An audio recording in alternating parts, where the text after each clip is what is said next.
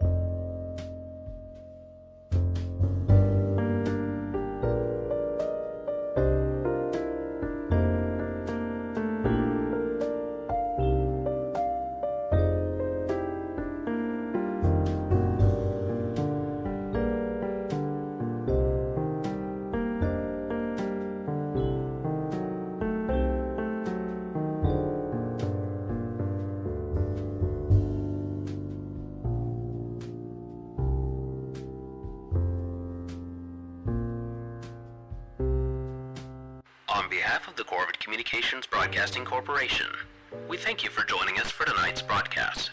Our feature presentation will begin shortly.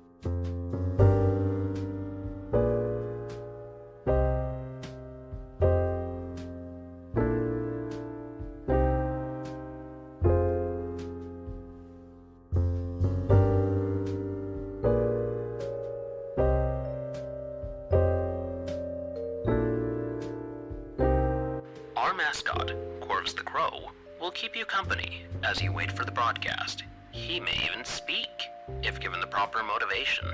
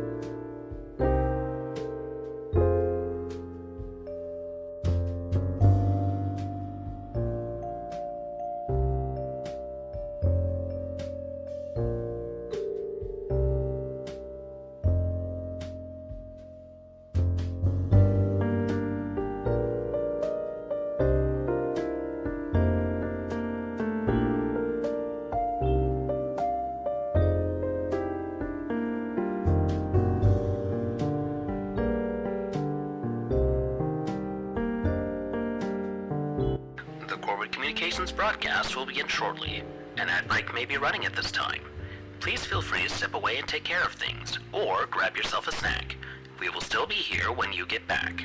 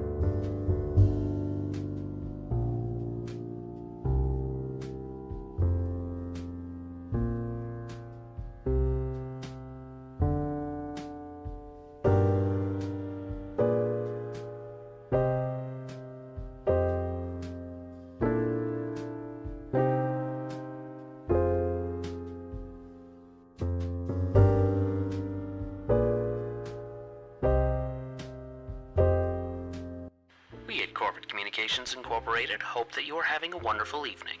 Our feature presentation will begin shortly.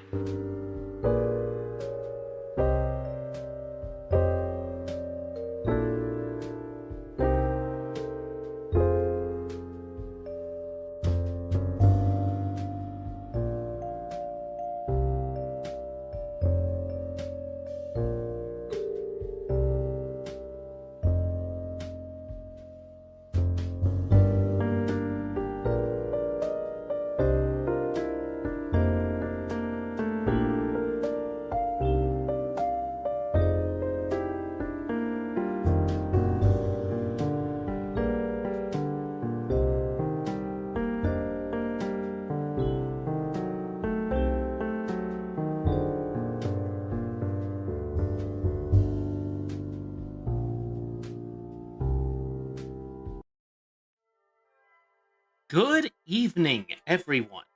Welcome to the Corvid Communications Executive Stream. I'm going to go ahead and welcome those of you who I know are in chat. Welcome, Royce G Gaming. Always good to see you. And thank you for the daily sacrifice, as well as for you, Sort of a Demon. Welcome in. And also, Obscurusani44. Hopefully I pronounced that right. Welcome back in. It has been a while, hasn't it? 2 weeks, in fact.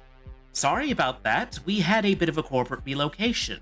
We are still in the process of unpacking, but things are now safe enough that I can stream and still keep an eye on my son, Little Cawthorn, who you can see here in the corner. He will not be visible for the content we'll be doing tonight, which I will introduce really fast before we get to other announcements.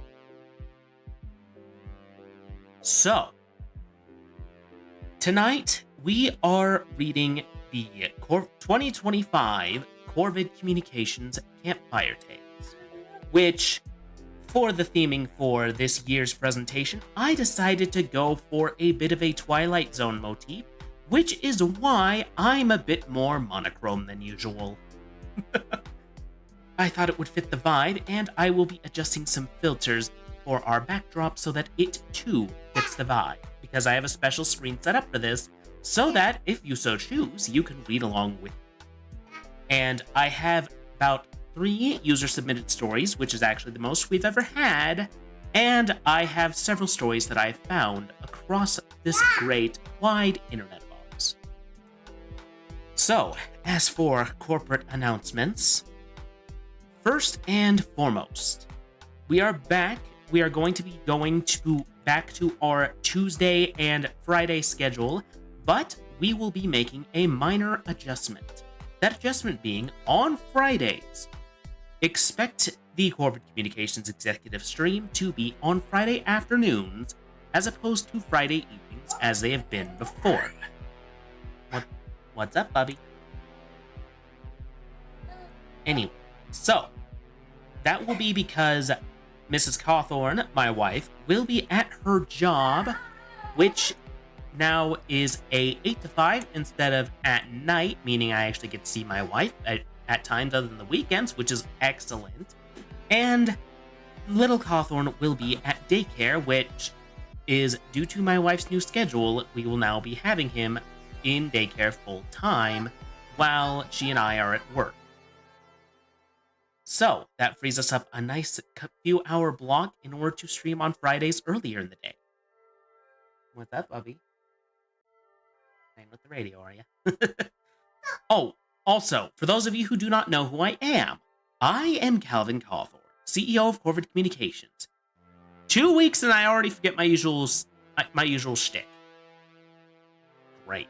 So, tonight is the 2025 Corvid Communications Campfire Tales.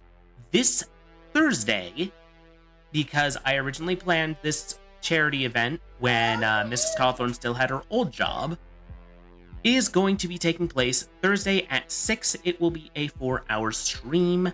We will be playing Death's Door as part of Gamers Outreach's 2025 Spooktacular Streamathon. Speaking of, if you want to donate to that, even though we are not technically doing a charity drive tonight, you can donate at this link here that I am posting. And there are several viewer rewards, but I will save that little bit for the day up.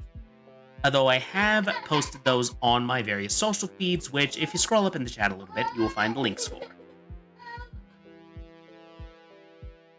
So, that is this Thursday. Next Tuesday, we will be having the first, Sinister Endeavors stream, which is where I choose a game to play at a random, rather than the usual shtick of me choosing the viewer-selected games. And that will be the first time we stream Control, which I find appropriate, since we have already played through Alan Wake's story from start to finish. And then next Friday, not this week, but next week, we will be playing... What was the share selection again? Oh, we will be playing Bug Snacks.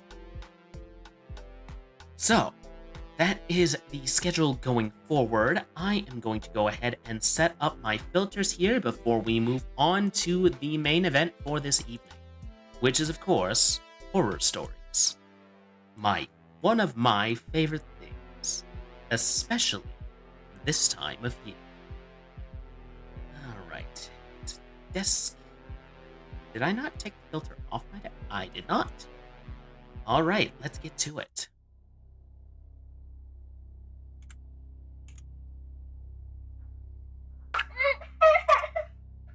Good evening, viewers. Tonight, we'll be doing something a little different from the usual here on this network. Instead of gameplay with a corporate horror veneer, we will be celebrating Halloween a little early. What we have for you tonight are a collection of tales, some written by our viewers, others have been taken from across the internet, and even classic literature. All for one purpose: to indulge the feelings of fear and dread that comes to us each October 31st. We present for your consideration this evening Corvid Communications Campfire Tales. As a warning, many of our typical redeems have been disabled for this broadcast, as to not disrupt the ambience we're trying to set up. In addition, much of this broadcast is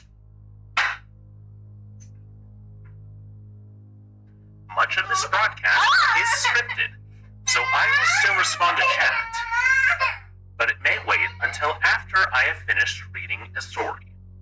We are trying to emulate the styling of old anthology programs, such as The Twilight Zone or The Night Gallery. We appreciate your understanding. We will resume our usual level of interactivity following this stream. As always, we'll start with our viewer submissions.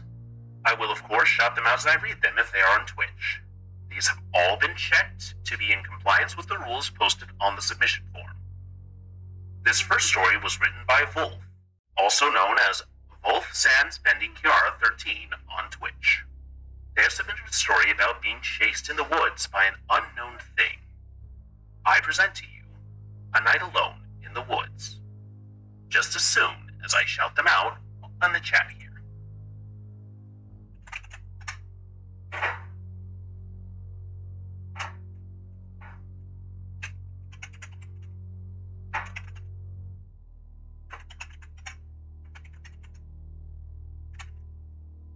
There we go.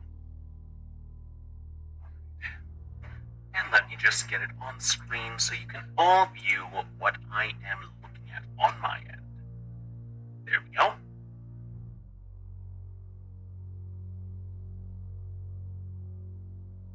It was a rainy, dark midnight in the woods, and I was walking alone, shivering, trying to find shelter to stay warm and sleep for the night before I passed away from hypothermia. I walked further and further into the woods, but still no sign of shelter. I decided to rest for a moment from walking. I got up and walked further and further into the woods. I saw a dark, creepy figure in the distance. Its teeth were sharp. Its skin was white, almost translucent. Blood dripped from the corner of its mouth. It howled and I got scared. The dark, creepy figure chases me and I run. I run faster than the speed of a cheetah in the woods. After I ran a few miles, I checked behind us and saw that I lost the dark, creepy figure. I stopped to catch my breath. I feel my heart almost beating out of my chest. I sit and take a rest to calm down my breathing and my pace. I was still cowering with fear when the dark, creepy figure chased me and I got scared again. When the owl went hoot. My breath and my pace are somewhat back to normal, and that's when I heard the biggest growl of my life. I knew that the creepy dark figure was close by. I was paralyzed with fear, and that the dark creepy figure was close by. And ready to kill me. I could smell its hazy air odor. I could hear its unintelligible sound of breathing and panting. I was walking closer and closer than ever. I was frightened. The dark creepy figure barked, and that's when I ran away from it further and further as my legs could take me. The dark creepy figure kept chasing me from behind. When I saw a big dark hole in front of me, I knew that it was a cave. I ran into the cave and hid behind a rock. I hid from the dark creepy figure. I smelled the hazy air odor from the dark creepy figure, and that's when I knew it was behind me. I turned around and screamed, and the dark creepy figure knocked me unconscious. The dark creepy figure picked me up with its mouth and carried me off to its home to eat me or kill me. A few hours passed and I woke up inside the dark creepy figure's home, and I could smell soup. I looked around my surroundings. I could feel my feet were getting hot. I could see that I was being cooked into the soup and realized I was going to be eaten. I had to escape. I looked at my surroundings. Then I knew the blanket would hide me, so I escaped easily. I got out of the soup, dried off and grabbed the blanket and put it on over me as I walked over to the door and opened the door, and I dropped the blanket and I escaped and closed the door and ran far away. I then looked behind me, and the dark creepy figure was chasing me again. I ran away as far as I could. I screamed for dear life as the dark creepy figure was still chasing me from behind. I heard the dark creepy figure yelp as it fell, and I ran and hid behind a tall tree. It was starting to hail now, and it was almost morning. I then saw a light at the end of a tall tree far away. I saw that it was a shelter. I ran to it, as hard as I could. But my legs were getting tired of running, and I was still shivering cold. So I quickly walked up to the front door and closed the door. I lit the fireplace and got in front of it and sighed a sigh of relief and warmth. If you want to know what my name is, I am Lenora, and I am a female field journalist, and this is my story.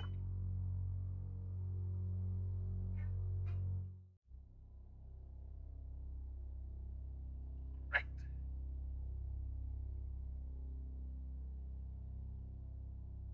The raw adrenaline of being chased by something that's hunting you. It's not something that many experience in our modern times, but the danger still lurks out there in the shrinking, but still untamed wilds. If you should go out into the woods, keep an eye on your surroundings. You never know what's hiding amongst the trees.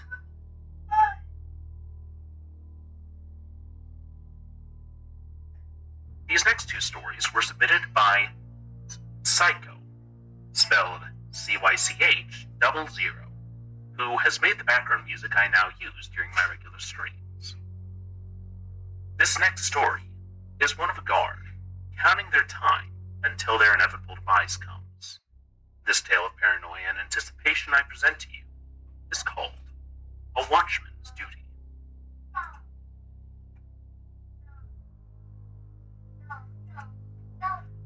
I walk these halls. I spy into the room of others, hoping to find them well asleep. Then I am to continue my journey and walk along these halls. The flashlight I coveted in my hands projects a shaking cone of light. It needs to for me to continue my voyage. I try my best not to shine into the rooms of others so as not to wake them. Tomorrow. There will be no tomorrow. Not for me. As I walk these halls, I make sure that all are asleep and safe.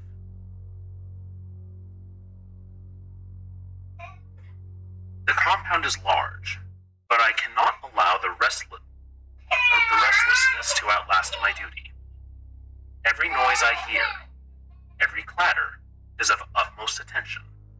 A sign that I might fail, and fail I shan't. There was a peculiar noise, the dim sound of turning paper. I hurry quietly to where I heard the noise, open the door and shine my flashlight upwards against the ceiling.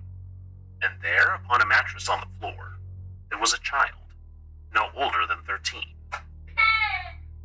A child seems deep in literature. A child. I hurried into the room, making sure to hold up the pendant, a simple signifier on my necklace to identify myself as the sentinel. I hush, a single finger hovering over my mouth, hoping the child would understand the urgency. It tilted its head before remembering its duty. Quickly it snuggled into bed, pulling the blanket high and resting its eyelids. I continued to walk the halls.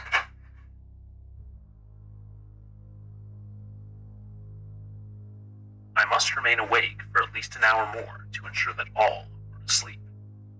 The temptation is gnawing at me. I didn't want this duty. I didn't want to vanish at sunrise. I wanted to live.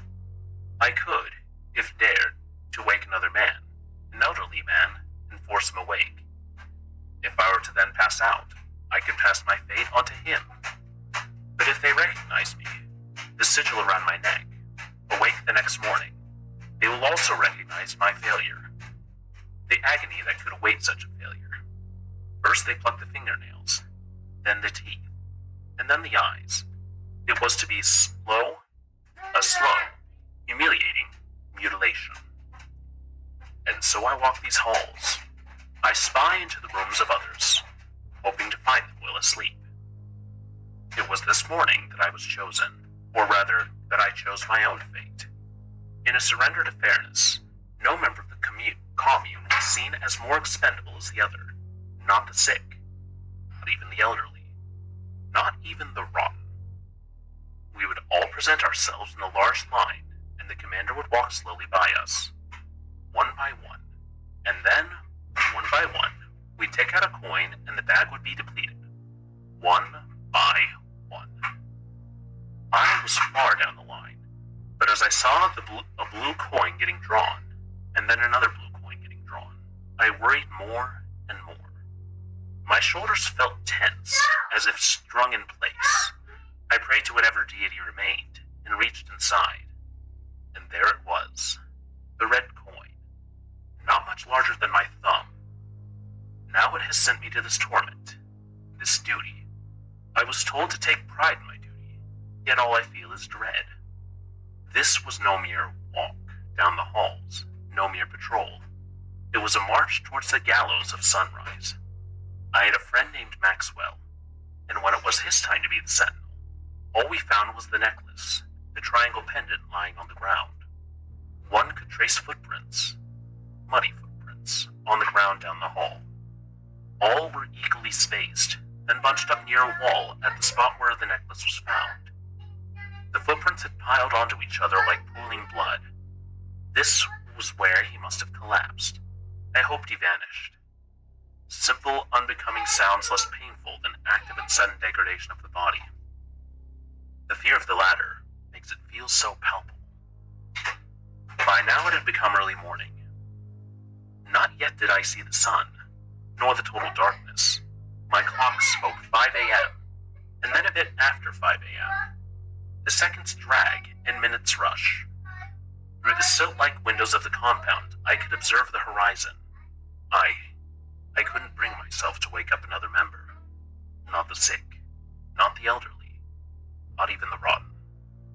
The coin was mine to take. To now wake anyone else and force them to be the last conscious at dawn. Who was I to make that decision? All that would make me is a coward and a dead man. A coward and a dead man without fingernails, or teeth, or eyes. The horizon was starting to become a bruised purple, and then slowly a crimson red. I couldn't move. I had to witness the purest colors that our world could muster one last time. I prayed to whatever deity remained that it wouldn't be my last time. There was no more noise in this world. All had ceased. All I could hear was the breath in my throat and the faint pounding of my heart. Crimson turns to tangerine, and a cold dread sweeps over my shoulders and down my legs. Seconds stretch and collapse. I could feel the socks on my feet and the shoes on my socks, the fabric on my torso, and the itching and pinching wetness in my armpits. Tangerine turns to a warm, buttery ember. It was beautiful. I couldn't hear the beat of my heart anymore, and all that remained of my breath was a ragged cold in my mouth. Ember turns to pond blue, my first glimpse of the sun. My jaw was quivering. My vision was blurry. I counted the seconds. It would happen any moment. I wondered how many seconds I could still call my own. I counted as long as I could still feel my body. As long as there was a cold in my mouth. As long as I could still think. 1, 2, 3, 4, 5. 5 seconds were left for me to grieve. 6, 7, 8, 9, 10. 10 seconds were still mine to cherish.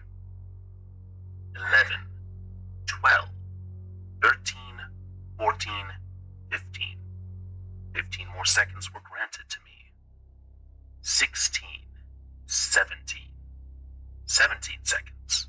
My prayers were heard. 17 seconds. 18. 18 seconds. Praise be. I still am, and I hope to continue to be. I hope so dearly. 19. 20. 20 seconds, and I could still feel the cold in my mouth and the shaking of my jaw. 21. 22. 23. 24. 25. Praise be. 25 seconds. 25 and more as long as I can count. As long as I tether myself to this moment. Extend it not just past my time, but upwards. As long as I could count, I am. And as long as I am, I will continue to count. 26. I feel myself turn inside out. The pain is hateful. Glistening flesh burned bright. My ribcage bloomed. Not one drop of blood left in my body. With a sudden snap, my vision ceased. The pain did not. 27. A meager 27 seconds.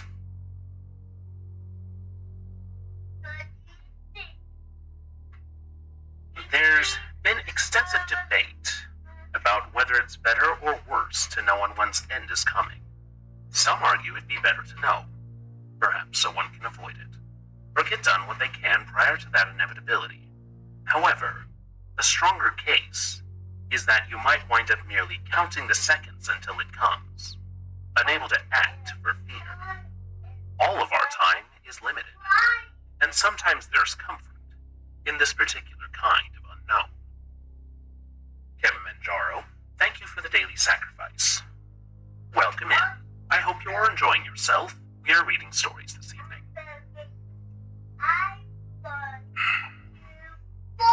Continuing with our debate into the unknown.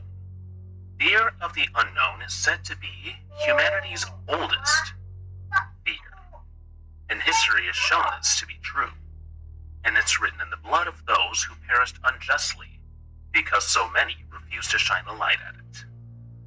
In Psycho's second submission, the circus has come to town, and never leaves. This short tragedy is titled, The Men Who Slaughter. The wagons were shabby things, patched with rot and desperation. A kind of filth seemed to follow them, not just dirt, but of intention. The horses that drew them were tired, mayhaps even sick. Some must imagine what desperate or hurtful people keep such animals. The paint on the panels was meant to be enticing, but both the color and its peeling properties were a sore on the eyes. A failed label. If there was one word that could label them, it'd be wicked. Wicked and bloated, like a dead body washed on a clean shore. They had set up on the empty plaza just outside of town. It was a large plain of sand. Then there stood a tent, a large one, with white color like teeth and red its gums. They came out to greet us. It was a near spectacle, like a parade of rats. The woman had a beard like a billy goat, coarse and unkindly. She didn't hide it, but stroked it with a kind of pride that turned the stomach. The man beside her was a giant, but misshapen, his shoulders a grotesque shelf of meat beneath a straining canvas shirt. His eyes were small and dull, like a pig's. They did not speak, only watched and waved. It was the tall one who did the talking. He called himself Monsieur Valence. He was a length of bone and shadow wrapped in a faded velvet coat, and when he smiled, the wind turned against us. The children were fascinated, of course. Children are drawn to the garish and the strange. Young Billy Cutter got too close to one of the wagons and came running back, white as a sheet, babbling about a man with no legs and hands like crab claws scrabbling at the glass. His father, John, a good man, a steady man, calmed the boy. But we all saw the look he shared with Elias. It wasn't anger. Not yet. It was a look a farmer gave to a patch of blight on his crop. The Reverend Miller saw it too. He announced in a speech that Eve in the church to all things that did not sense it. He stood behind the wooden podium and spoke of order, of the natural way of things, of how a body, like a community, must expel a sickness to remain whole. That it is a man's duty to keep yourself and your family safe from the misshapen forms of God's creations. His words were a key, and they turned a lock in every man's heart. It was Elias, practical Elias, who'd fixed the church bell tower just last spring, who made the first move. He walked to the shed behind the smithy and brought out the kerosene drum used for clearing stumps. His movements were determined, yet not to be cheered on for fear they might notice. John saw him and without a word went to fetch his rifle. Then the next one came to join them. Then the next one took his axe with him as his wife waved goodbye. It wasn't a discussion. It was a consensus. A quiet understanding that a task, an unpleasant one, needed doing. We did not march in formation. We walked. We simply walked. Walked and spread out. A group of ordinary men, tradesmen, and farmers, walking out into the twilight to do what was necessary. The tent, that toothy maw, glowed from within with a jaundiced light. Laughter, the wrong kind, sharp and shrill and merry, echoed from inside. Elias didn't hesitate. He sloshed the kerosene in a wide arc at the base of the canvas. The smell was sharp, clean, cutting through the smell of fried food and unwashed bodies that hung around the place. Monsieur Valance emerged from the flap, his long face etched in surprise that quickly curdled into something else. The grimace of a man who fears what's coming to him. A panic. A deep and hateful anger. John raised his rifle, not to fire, but to make a point. The gesture said, "Stay there. Let it happen." The match Elias struck was a tiny, brilliant sun in the deepening dark. He held it for a moment, then dropped it. The fire roared. It sighed. It grew. A hungry cackle raced up the side of the tent, turning the white to black, the red to a deeper, hotter crimson. Then the screaming started. Not just from the inside of the tent, but from the wagons. The animals inside were rattling their cages. The tent flap burst open and the carnival folk spilled out, like a confused, terrified herd. The strong man was bellowing, not in challenge, but in fear, batting at the sparks on his sleeve. The bearded woman tripped and fell. Some ran quickly out the back to hide in their trailers. Others were easier to pick off, such as a dwarf. He was practically trampled, and one shot was enough to end his groaning. Most fled into the trees, their shapes swallowed by shadows. The townsmen let them go. The townsmen knew the woods. The townsmen knew the night. We followed, not in a rush, but with grim patience. Our lanterns carved, swinging tunnels of light in the dark, catching glimpses, a flash of velvet, the gleam of a terrified eye, the unnatural scuttle of something that did not move like an honest man. The forest did most of the work for us, may it be a simple crack of a twig, or the shuffling of leaves followed by the sickening crack of bone. Shouting and crying was everywhere. The shots, when they came, were sparse, practical, a sound of correction, a noise that soon enough was swallowed by the ancient silence of the pines. By dawn, it was done. We stood at the tree line, watching the last of the tent skeleton collapse into embers. The sand plain was scorched black. It looked clean. John clapped Elias on the shoulders. "Best see to that drum. Don't want the kids getting into it." That was all that was said. The children didn't need to know. Neither did the wives. Curiosity and assumption. Two sides of the same coin. Both very human traits that can end in tragedy. In this tale, tragedy occurred because men in a town...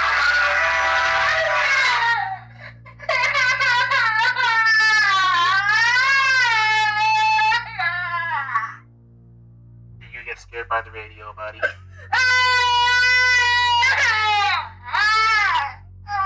here. Come here.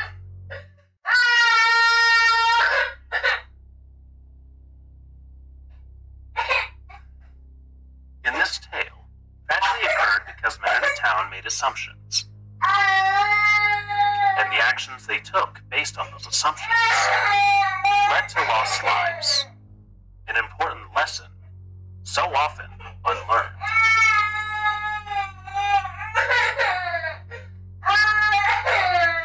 I'm sorry, buddy.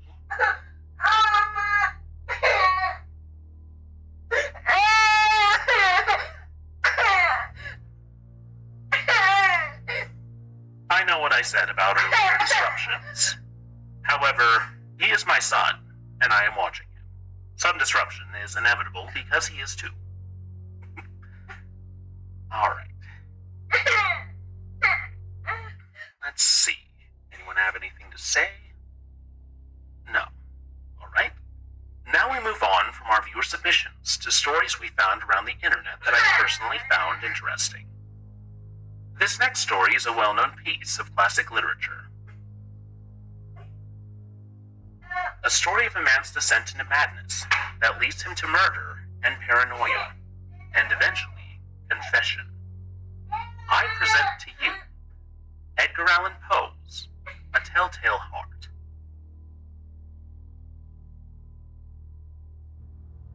True, nervous.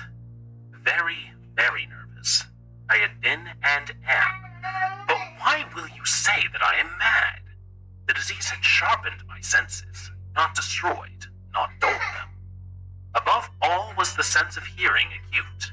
I heard all things in the heaven and in the earth, heard many things in hell.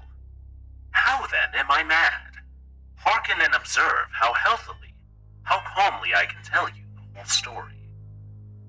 It is impossible to say how first the idea entered my brain, but once conceived, it haunted me day and night. Object there was none. Passion there was none. I loved the old man. He had never wronged me. He had never given me insult. For his gold I had no desire. I think it was his eye. Yes, it was this. One of his eyes resembled that of a vulture. A pale blue eye with a film over it. Whenever it fell upon me, my blood ran cold. And so by degrees, very gradually, I made up my mind to take the life of the old man, and thus rid myself of the eye forever. Now this is the point you fancy me mad. Madmen know nothing, but you should have seen me. You should have seen how wisely I proceeded, with what caution, with what foresight, with what dissimulation I went to work. I was never kinder to the old man than during the whole week before I killed him. And every night, about midnight, I turned the latch of his door and opened it, oh, so gently. And then when I had made an opening sufficient for my head, I put in a dark lantern, all closed so that no light shone out, and then I thrust in my head. Oh, you would have laughed to see how cunningly I thrust it in. I moved it slowly, very, very slowly, so that I might not disturb the old man's sleep. It took me an hour to place my whole head within the opening so far that I could see him as he lay upon his bed. Would a madman have been so wise as this? And then, when my head was well in the room, I undid the lantern cautiously. Oh, so cautiously. Cautiously, for the hinges creaked. I undid it just so, much that a single thin ray fell upon the vulture eye. And this I did, for 7 long nights. Every night just at midnight. But I found the eye always closed, and so it was impossible to do the work, for it was not the old man who vexed me, but his evil eye. And every morning, when the day broke, I went boldly into the chamber, and spoke courageously to him, calling him by name in a hearty tone, and inquiring how he had passed the night. So you see, he would have been a very profound old man indeed, to suspect that every night just at 12 I looked upon him while he slept. Upon the 8th night I was more than usually cautious in opening the door. A watch's minute hand moves more quickly than did mine. Never before that night had I felt the extent of my own powers, of my sagacity. I could scarcely contain my feelings of triumph. To think that there I was, opening the door, little by little, and he, not even to dream of my secret deeds or thoughts. I fairly chuckled at the idea, and perhaps he heard me, for he moved on the bed suddenly as if startled. Now, you may think that I drew back, but no. His room was black as pitch with the thick darkness, for the shutters were close fastened, through fear of robbers. And so I knew that he could not see the opening of the door, and I kept pushing it on, steadily, steadily. I had my head in, and was about to open the lantern when my thumb slipped upon the tin fastening, and the old man sprang up in the bed, crying out, "Who's there?" I kept quite still and said nothing. For a whole hour I did not move a muscle. and in the meantime I did not hear him lie down. He was still sitting up in the bed, listening, just as I have done, night after night, hearkening to the death watches in the wall. Presently I heard a slight groan, and I knew it was the groan of mortal terror. It was not the groan of pain or of grief, oh no. It was the low, stifled sound that arises from the bottom of the soul when overcharged with awe. I knew the sound well. Many a night just at midnight, when all the world slept, it had welled up in my own bosom, deepening with its dreadful echo. The terrors that distracted me, I say I knew it well. I knew what the old man felt and pitied him, although I chuckled at heart. I knew that he had been lying awake ever since the first slight noise, when he had turned to the bed. His fears had been ever since growing upon him. He had been trying to fancy them causeless, but could not. He had been saying to himself, "It is nothing but the wind in the chimney. It is only a mouse crossing the floor." Or, "It is merely a cricket which has made a single chirp." Yes, he has been trying to comfort himself with all these suppositions, but he had found all in vain. All in vain. Because death, in approaching him, had stalked with his black shadows before him and enveloped the victim. And it was the mournful influence of the unperceived shadow that caused him to fear. Although he neither saw nor heard, could feel the presence of my head within the room.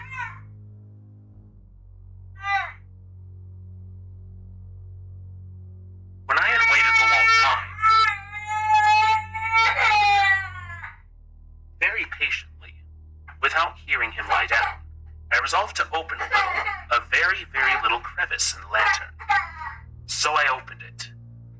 You cannot imagine how stealthily, until at length a single dim ray, like the thread of a spider, shot out from the crevice and fell upon the vulture eye. It was open, wide open, and I grew furious as I gazed upon it.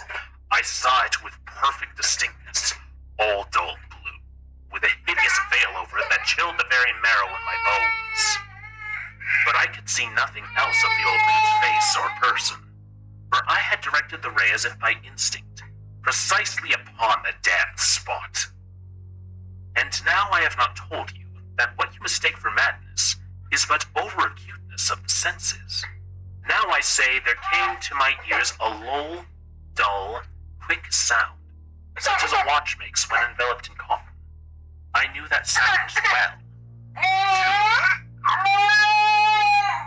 It was the beating of the old man's heart. It increased my fury, as the beating of a drum stimulates the soldier into courage. But even yet, I refrained and kept still. I scarcely breathed. I held the lantern motionless. I tried how steadily I could maintain the ray upon the eye. In meantime, the hellish tattoo of the heart increased. It grew quicker and quicker, and louder every instant. The old man's terror must have been extreme. It grew louder, I say. Louder every moment. Do you mark me well? I have told you that I am nervous, and so I am. Leave alone, buddy. And now at the dead hour of the night, amid the dreadful silence of that old house, so strange a noise as this excited me to uncontrollable terror. Yet for some minutes longer I refrained and stood still, but the beating grew louder. I thought the heart must burst, and now a new anxiety seized me. The sound would be heard by a neighbor. The old man's hour had come. With a loud yell, I threw open the lantern and leaped into the room. He shrieked once, and once only. In an instant, I dragged him to the floor and pulled the heavy bed over him, then smiled gaily, to find the deed so far done. But for many minutes the heart beat on with a muffled sound. This, however, did not vex me. I would not be heard through the wall. At length it ceased. The old man was dead. I removed the bed and examined the corpse. Yes, he was stone dead. I placed my hand upon the heart and held it there many minutes. There was no pulsation. he was stone dead. His eye would trouble me no more. If you still think me mad, you would think so no longer when I described the wise precautions I took for the concealment of the body. The night waned and I worked hastily, but in silence. First of all, I dismembered the corpse. I cut off the head and the arms and the legs. Then I took up 3 planks from the flooring of the chamber and deposited all between the scantlings. I then replaced the boards so cleverly, so cunningly, that no human eye, not even his, could have detected anything wrong. There was nothing to wash out, no stain of any kind, no blood spot whatsoever. I had been too wary for that. The tub had caught all. When I had made an end of these labors, it was 4 o'clock, still dark as midnight. As the bell sounded the hour, there came a knocking at the street door. I went down to open it with a light heart. But what had I now to fear? There entered 3 men, who introduced themselves with perfect suavity as officers of the police. A shriek had been heard by a neighbor during the night. Suspicions of foul play had been aroused. Information had been lodged at the police office, and they, the officers, had been deputed to search the premises. I smiled. For what had I to fear? I bade the gentleman welcome.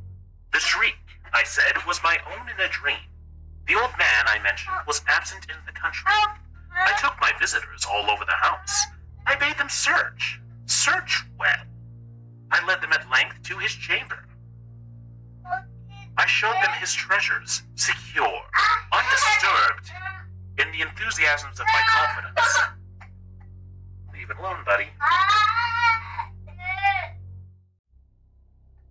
I brought chairs into the room and desired them here to rest from their fatigues, while I myself, in the wild audacity of my perfect triumph, placed my own seat upon the very spot which reposed the corpse of the victim.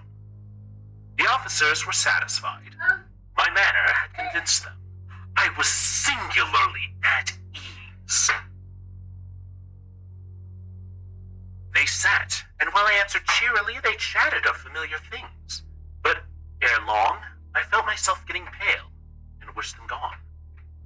My head ached, and I fancied a ringing in my ears. But still they sat, and still chatted. The ringing became more distinct. It continued, and became more distinct. I talked quickly to get rid of the feeling, but it continued and gained until at length I found that the noise was not within my ears. No doubt I grew very pale, but I talked more fluently and with a heightened voice, and the sound increased. And what could I do? It was a low, dull, quick sound, much such a sound as one watch makes when enveloped in cotton. I gasped for breath, and yet the officers heard it not. I talked more quickly, more vehemently, but the noise steadily increased. I arose and argued about trifles, in a high key, and with violent gesticulations. But the noise steadily increased. Why would they not be gone? I paced the floor to and fro with heavy strides, as if excited to fury by the observations of the men. But the noise steadily increased. Oh God, what could I do? I foamed, I raved, I swore. I swung the chair upon which I had been sitting and grated it upon the boards, but the noise arose over all and continually increased. It grew louder, louder, louder, and still the men chatted pleasantly and smiled. Was it possible they heard not? Almighty God, no. No, they heard. They suspected. They knew. They were making a mockery of my horror. This I thought, and this I think. But anything was better than this agony. Anything was more tolerable than this derision.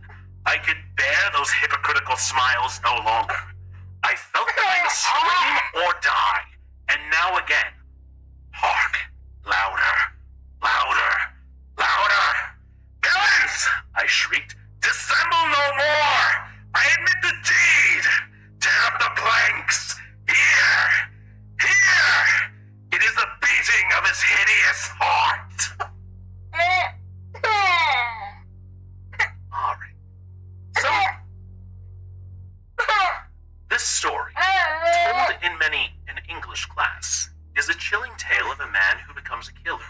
due to reasons somewhat vague to the average reader, leaving it up to interpretation.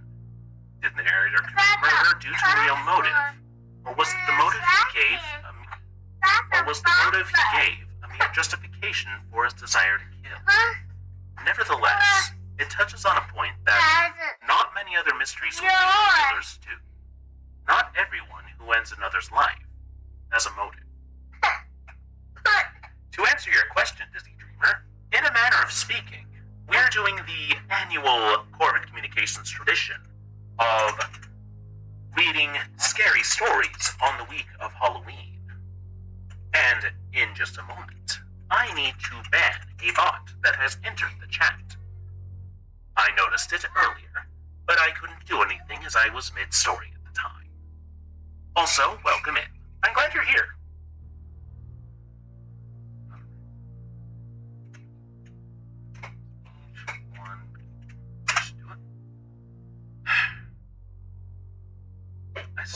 I know they make these names hard to spell specifically so that it's hard to ban them. I literally am copying the name.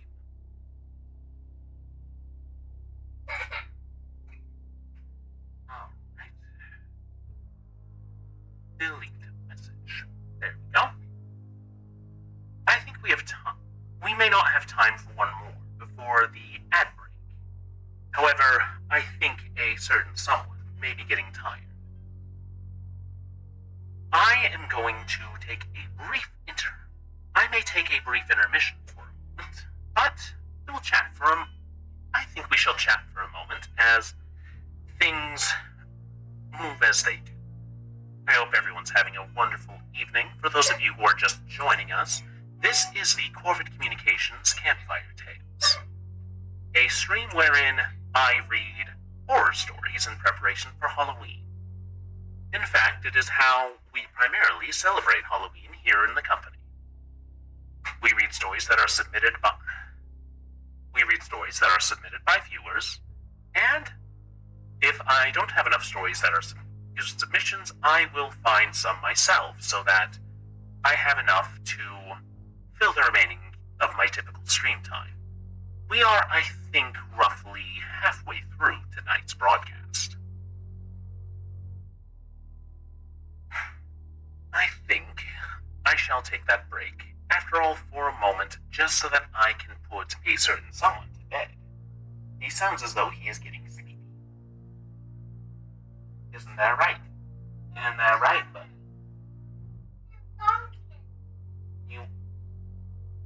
For those of you who don't know, I have a ceramic pumpkin that sits on the shelf by my desk. Little Cawthorn is trying to reach it.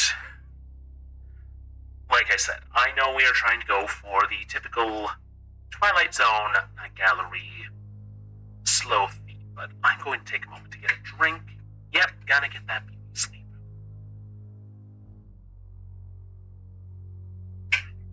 But for me, I need water because I am going to be talking for a full 2 hours.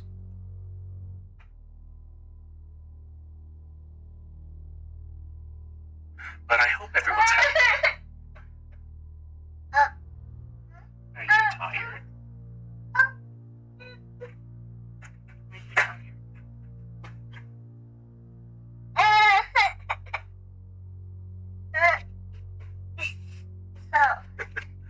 Hey.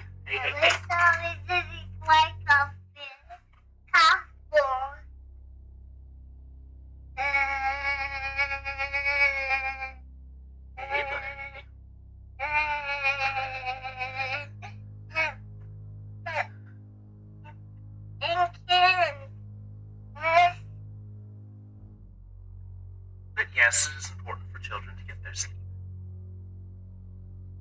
Alright, we are going to go for a brief intermission. I apologize.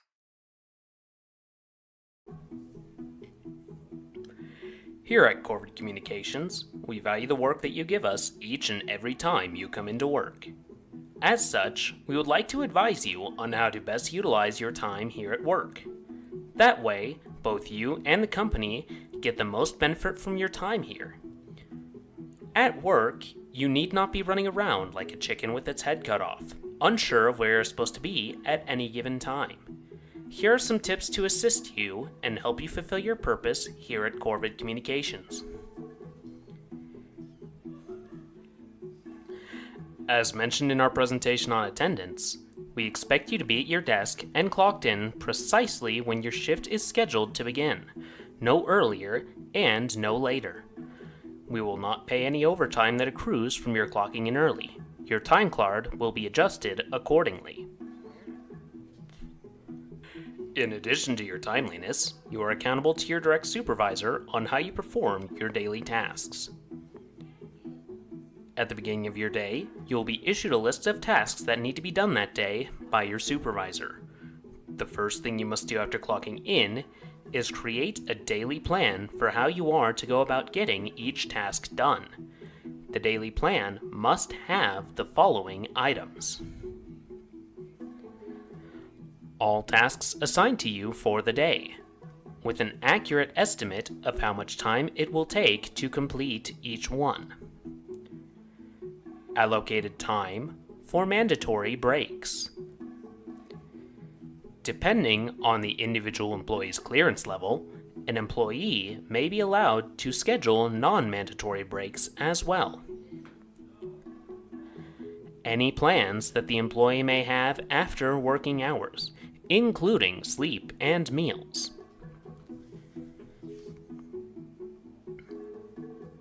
Any scheduled sick time. Brief reminder. Due to recent changes in our PTO policy, sick time must be put in for at least a year in advance and require a doctor's note in order to be approved.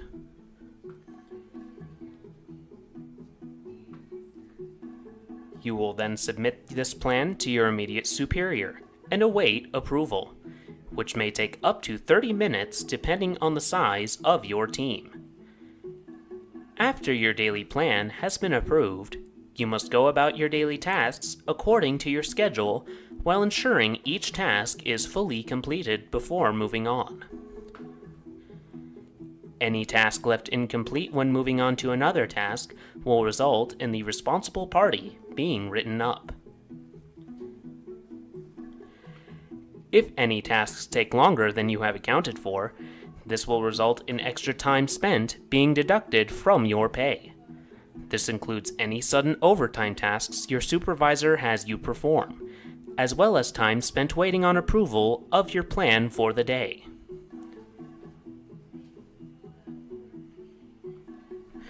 If your supervisor calls you, for any reason, you are responsible to be at the office as soon as they call, regardless of the task expected of you.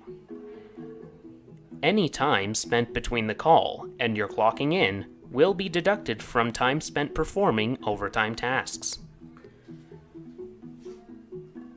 Adhering to productivity expectations will lead to a long and glorious career in Corvid Communications as you climb the corporate ladder.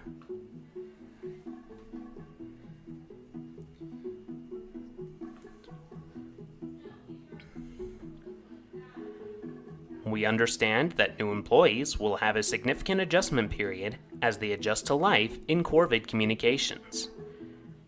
Perhaps you have a family that you regret not spending more time with. Perhaps you have struggled with a medical or psychological condition that makes managing time more difficult due to the need to account for therapy sessions and/or medical procedures. Perhaps you have a hobby that you enjoy doing. If any of these are getting in the way of your fulfilling your potential here at the company, we recommend the following actions. Family needs are making it difficult to get to work on time or come in for overtime. Your family is important to you. At Corvid Communications, we understand the need for human connection. However, we also understand that your need for connection may get in the way of your achieving your maximum potential here at work. Management would like to kindly remind you that your career provides you with the income you need in order to survive in this cruel, uncaring world. Your family is just a drain on your financial resources. We highly recommend distancing yourself from them. You will thank yourself in the future when your hard work has made you wealthy. Let Corvid Communications be your family. Corvid Communications is your true family.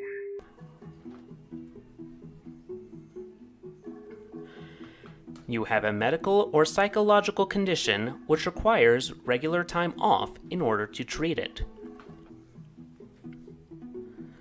Here at Corvid Communications, we understand that you did not choose to have whatever condition it is that you have. We know that it makes your life difficult to have to go out and treat whatever condition you have, whether real or mental. Your condition makes your life more difficult, and the fact that your work-provided health insurance doesn't cover it only adds to the problem. For those with physical conditions, we encourage you to consider the life choices you made that might have aggravated your condition. Are you eating poorly?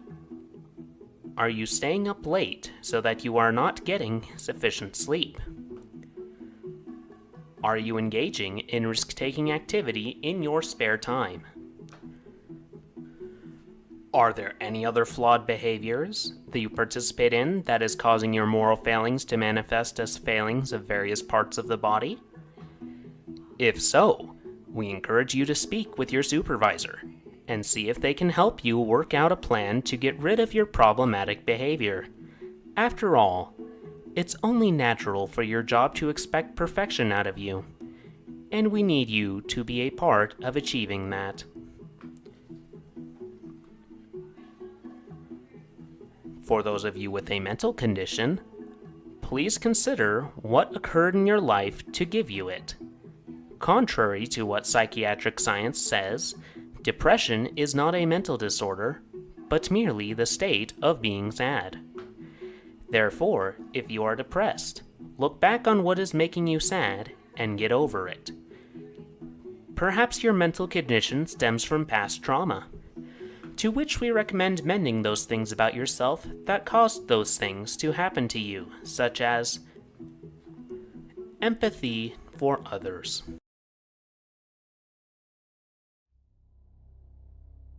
We now return to the Corvid Communications Campfire tape. Sorry for that delay. Little Cawthorn needed to be put to bed. But yes, little Cawthorn needs his beauty sleep, and lately he seems as though he has gotten tired lately. Our next story involves a man whose skepticism of the supernatural prevents him from accepting the fact that he has indeed purchased a haunted house. I present to you No Such Thing as Ghosts by Ryan Brenneman. Jeremy Miller was never a man of God. Whereas all the other kids he grew up with spent their Sundays in their respective holy houses, Jeremy spent his Sunday mornings glued to the television. He grew up on the knowledge of the Discovery Channel, the girth of the internet, and the pages of his textbooks. He used them to write his own story of creation. It was a story of evolution, probability, and string theory. He saw an enormity to the universe, and to the realities and dimensions beyond it. He knew he was small, but he knew that no matter how big and unbelievable the world got, everything could be explained. He was always certain. Jeremy was never a believer. He went on to Caltech to pursue a career in biological engineering, just as he had planned since he was 7 years old. His parents were proud and amazed. They said they'd been blessed to have such a smart son. Jeremy scoffed at the notion. To Jeremy, it had been as natural as the world around him. It was a product of his will and his actions. Alone he could do anything. Now that was a miracle. Jeremy didn't believe in ghosts. The old house, 25 Plummer Hill Road, struck him as perfectly quaint. The New Hampshire woods always piqued his interest, partly for their ecological beauty, partly for their peace and quiet. That old house had buried itself within them. Jeremy wanted the same, but he also felt it was a great shame that the home's beauty had been hidden from the world. The steep, sloped architecture of the roof was picturesque. The stonework on the outside had an aged yet majestic feel. The gardens outside, long since neglected, housed much potential. When flowered, they'd wrap around that house like a stunning, knitted scarf. He saw it all in his mind, and it was magnificent, so he made it his. Now, he was told on numerous occasions about the home's darker nature. They told him that homes that hold such unpleasant histories tend to hold a bit of that energy forever. They told him it makes the spiritual foundation weak. All he heard was price reduction. Jeremy took it without hesitation. "It's perfect," he said, smiling. For a while, Jeremy was content. He was finally home. He had almost resented the day and his job for stealing him away from that home. He enjoyed his career, and he was excited to see what he could do for the world. But the house? Well, that house was his sick child, and he took great pleasure in nursing it back to health. All evenings and most mornings, he put countless hours of work into the place. He had to replace many of the windows and recalk their frames. The living room was quite dreadful, as the ceiling above had seen some awful neglect. He had to add a crossbeam for support and completely redo the floor of the guest bedroom above. Then, of course, he tended to the gardens. There was only so much he could do about it midwinter, but he did all he could to prep it. Come spring, he'd be ready. It'd be perfect. However, as the renovations went on throughout his home, Jeremy started to notice some peculiar happenings. During his remodeling of the first floor bathroom, Jeremy believed that he had heard footsteps in the hallway above him. Investigating, he found that, of course, he was alone. The prospect of an intruder did come to mind. He was very jumpy and concerned in that regard. The house was large for just one person, and someone could easily hide in near plain sight. He slept unwell that night, but after 2 days of silence and thorough inspection, he concluded that it had just been his imagination. It usually was. However, when the sounds of footsteps continued, and then eventually evolved into the sound of actual conversation, Jeremy became concerned. No longer was it a simple glitch in his mind, an exaggeration of a thought. This was real. Someone was inside his home. It became particularly frustrating when neither Jeremy nor the authorities could find any trace of an unwanted guest. As far as they could tell, Jeremy was the only one who'd set foot in there for some time, and that left Jeremy pondering irrational thoughts. He thought about ghosts. Don't be ridiculous. There was absolutely no such thing. Spirits? Silly, childish attempts to bring understanding to the abstract that was death. They were made for comfort. Inventions for occurrences without explanation. Ghosts were life's absolution. Its deus ex machina excuse. Fiction. Jeremy was certain. Then, Jeremy saw the girl. She was young, probably about 8 years old. She wore a teal flowered dress with frills around the edges. At first it was his eyes playing tricks. Then it was simply his deceitful mind. The third time he had no excuse. The appearances became frequent and impossible to dismiss. He saw the girl in the hallway of the first floor, coming home from work. He saw her peering out across the land from between the bathroom curtains on the second floor. She'd run by the bedroom door at 2 a.m. on a particularly sleepless night. Her appearances would have been less striking had the house's morbid history not been explained to him in gruesome detail. No young girl had been in that home for quite some time. Jeremy was convinced that there was still no little girl in that home. Yet every day and night she was there. Without giving in to the paranormal rubbish, Jeremy had no explanation for why he could see her. The murdered child. Jeremy could only hold out for so long. One night, Jeremy had decided he'd had enough. Footsteps had once more disturbed his relatively peaceful mind before sleep. Sleep and a restful mind were both in short supply those days. Again the footsteps came. She was running again. Excitedly running. The sound of the girl's feet echoed in his skull as she ran from room to room. He couldn't understand why or how, but at the moment he didn't care. He wanted it to stop. Jeremy made a stand. Any fear he had was swallowed by his frustration and rage. He hesitated, but the entity, though he didn't care to consider it as such, hadn't harmed him yet. It was still possible that the mirage of the girl was still just a construction of his mind. It was quite possible he was in no danger at all. He couldn't convince himself of that. He was no longer certain. He gripped the doorknob anyway. Throwing the bedroom door open, he roared at her. She was there, at the end of the darkened hallway. Jeremy barely saw her face through the shadows, yet he saw enough to know that his outrage barely caused her to hesitate. He cursed at her and ordered her to keep still. Silence fell after a few seconds, and she responded. Every word came paired with one single footstep forward. "Mister?" she asked innocently. "I can't find my mommy. Can you help me?" The space between every word hit him harder than the words themselves. It was a terrible, awful silence. Regret swelled in his stomach. It tugged at his arm, trying to force the door shut. He refused it.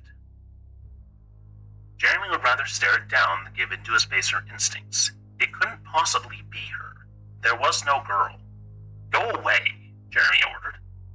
"Please," she smiled. "Please help me." She was almost upon him, and the air around him drew heat from his body like a vampire drawing blood. The thing, the illusion, the hallucination before him got within an arm's distance of him. He was close enough to touch her, and that frightened him. What would happen if he was wrong? "Stop it," Jeremy instructed. He hoped that saying it would work, and his mind would stop. She remained. She looked like she'd been painted onto the air, but not entirely there. Real enough that he could reach out and touch her, if he had chosen to. He had to know. His right hand extended towards her, wary. She mirrored the gesture, reaching for him. Their fingers got so close, but the feeling Jeremy expected never came. Instead of the silky warmth of another person, or anything solid at all he received was a bite, like a January breeze. Her finger slid through his palm, and then appeared again on the other side. Jeremy held his breath, his hand shaking fiercely. It had been so long since anything had surprised him. She whispered, her face suddenly sullen. "I think he's still here." There was a warmth that soaked into Jeremy's naked feet. Blood. Blood had flowed across the hardwood floors and swirled beneath his toes. His eyes followed the path of the river to the girl, and up her legs to her dress. He found its source, clear as day. He saw two spots soaked in blood, with two clean tears in her dress, two stab wounds that still bled fresh pain. Out of the darkness, a rapid emergence startled him. Behind the girl, where previously only the blackness had loomed, a face appeared. A man twice the girl's height, including the black top hat upon his head, stared at Jeremy with wide, black eyes. The eyes were encircled with red. They oozed with warmth and dampness. It looked as though all the skin from his nose and cheeks up to his hat had been peeled away, torn away. The only skin left was around his mouth, and it had arched into an awful smile. It peeled back over his filed, pointed teeth. "Do you believe yet?" it asked, hissing. Jeremy's arm moved out of instinct to shut himself away from the horrors. An involuntary scream erupted from his mouth as he collapsed against the door.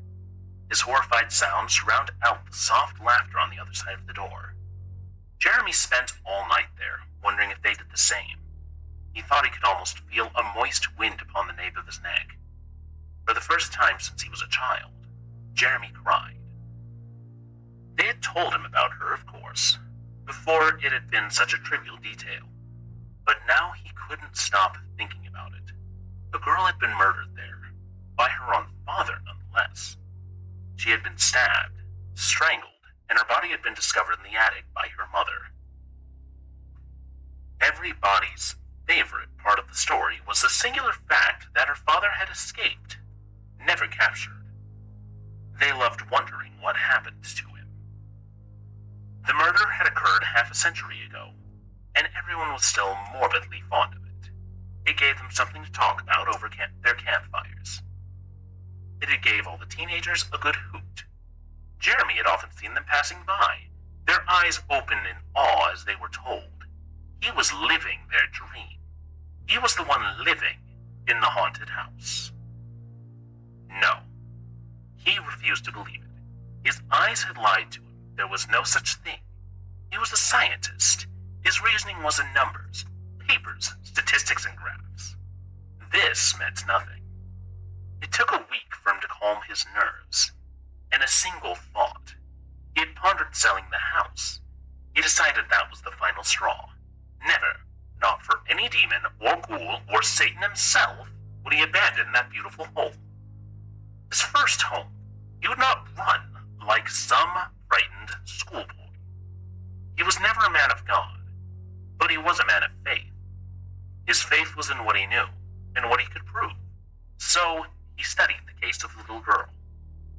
For a while, this proved more of a detriment than an aid.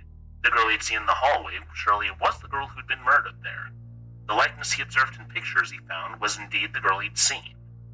That meant that it would have been impossible for his mind to create the illusions he'd seen previously. She was real, in some sense of the word. Their presence had to have an explanation. However, something had been there that night. Something had physically chilled him. He'd felt the thing's blood on his feet. So he pondered. He nearly gave in to their ruse. Then, like the great Sherlock Holmes himself, he realized something. He looked back, and indeed his suspicions were correct. There was a flaw. There was one little detail that gave him hope. The flaw was so minor that he had not been actively searching for it, and had he not been actively searching for it, he never would have seen it. It was unlikely to be mentioned by anyone, and therefore it was easy to overlook. It was not necessary if one was simply pretending. He knew for sure they weren't ghosts. He just wanted answers. They came back again that night, for the last time. In the attic, Jeremy heard them talking above his head. Whispered voices. He climbed the ladder, and he pulled himself into the dark attic. He fumbled around looking for the switch. The attic felt so empty, so quiet. When the lights came on, he saw that he wasn't alone. 2 dangling light bulbs above revealed so little in that cramped attic, but they showed enough. She stood far from Jeremy, just beyond the reach of the farthest bulb. Jeremy took his spot under the other. He found comfort in its light. With both performers in their places, Jeremy recited his lines. "Who are you?" Jeremy asked. His voice wavered just a bit. Most of his fear was restrained inside. "Sally," the girl spoke, going through the motions. "Sally Johnson. I'm 8 years old, and can you?" "You were stabbed, weren't you?" Jeremy interrupted. Sally nodded. "By a very bad man." On cue, Jeremy felt the man in the top hat behind him. He didn't need to imagine the man's breath this time, but it made him smile. Why does a ghost need to breathe? "He stabbed you?" Jeremy asked again for clarification. "Twice?"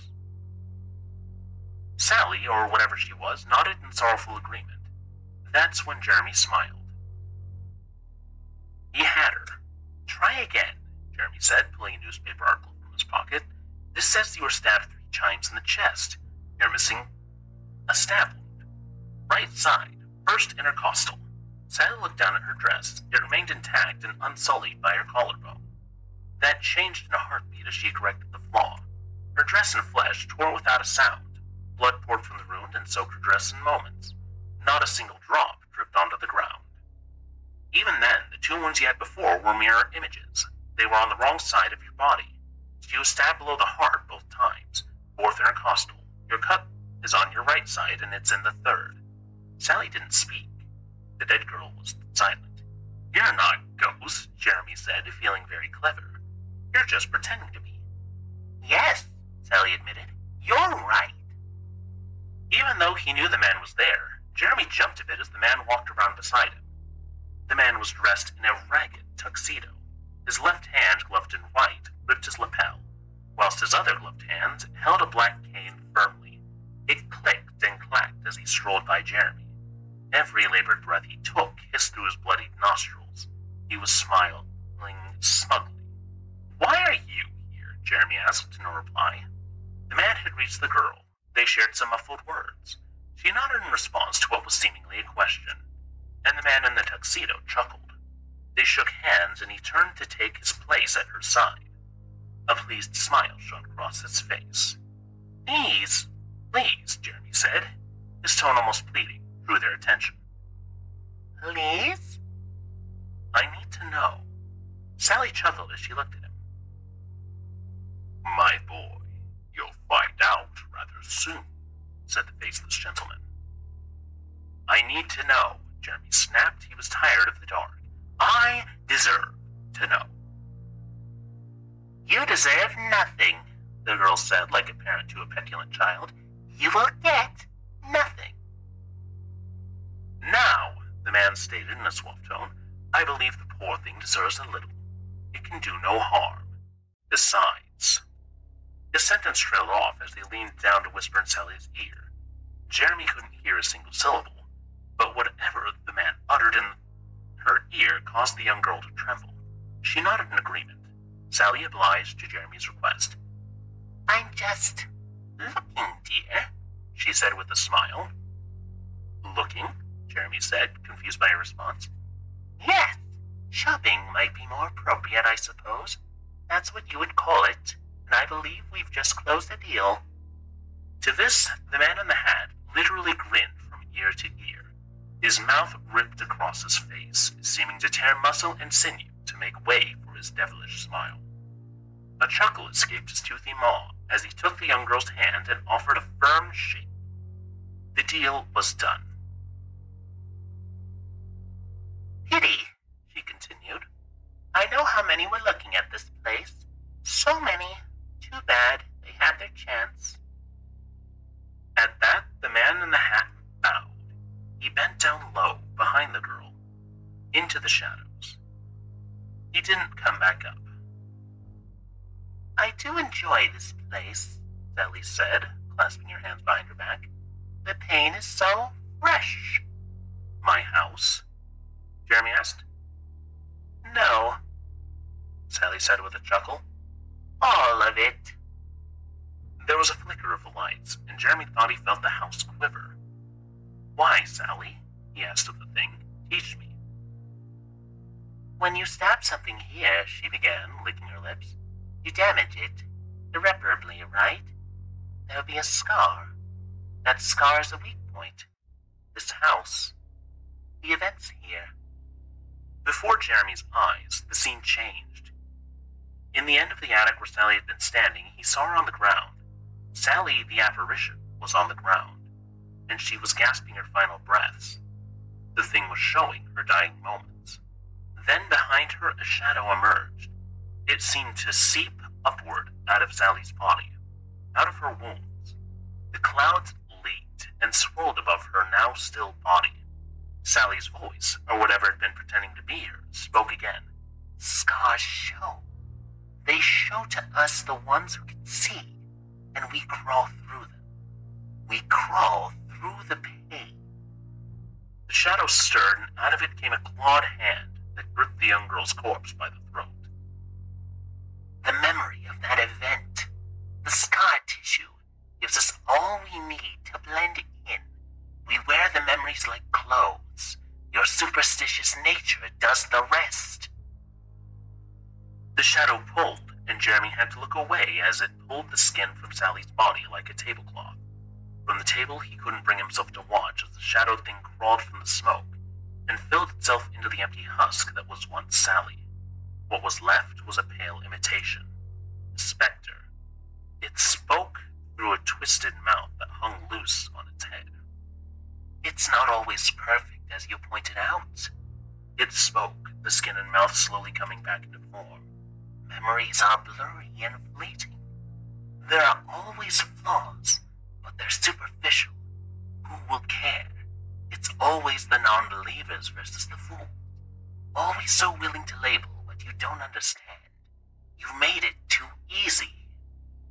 The lights flickered again and again. The thing that was pretending to be Sally walked forward. Jeremy started to back away. Jeremy started to think. She let him speak. It's camouflage. She nodded. It worked here. It worked everywhere. You are always so clueless. No, Jeremy said, concerned. Not me, I wasn't. You got close.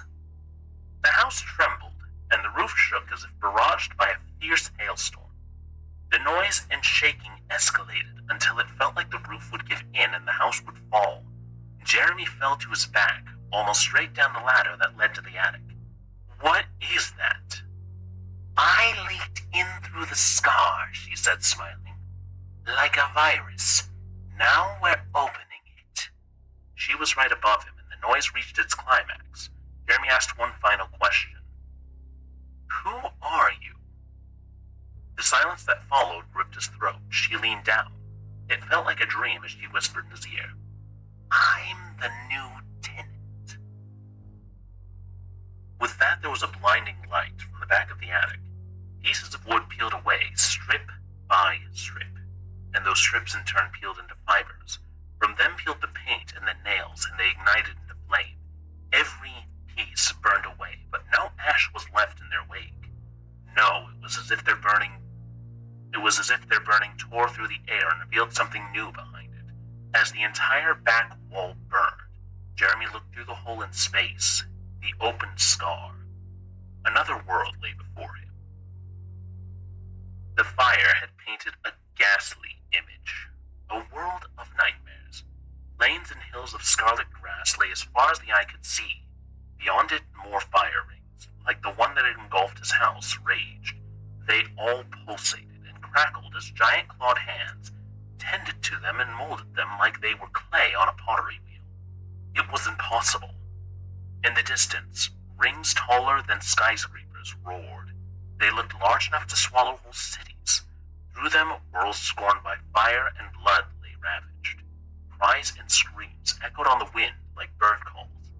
By each ring stood a man in a top hat. As the ring grew around him, held open by a giant insectoid pair of forceps, Jeremy saw whole worlds come into view. They fell through their rings, and the red plains absorbed them. The ground came alive, and it gripped the worlds with earthen tendrils and spines. They reached through the fiery portals and ensnared everything in their path. Every world, every universe beyond, was strangled into submission. What happened next, Jeremy could only dread.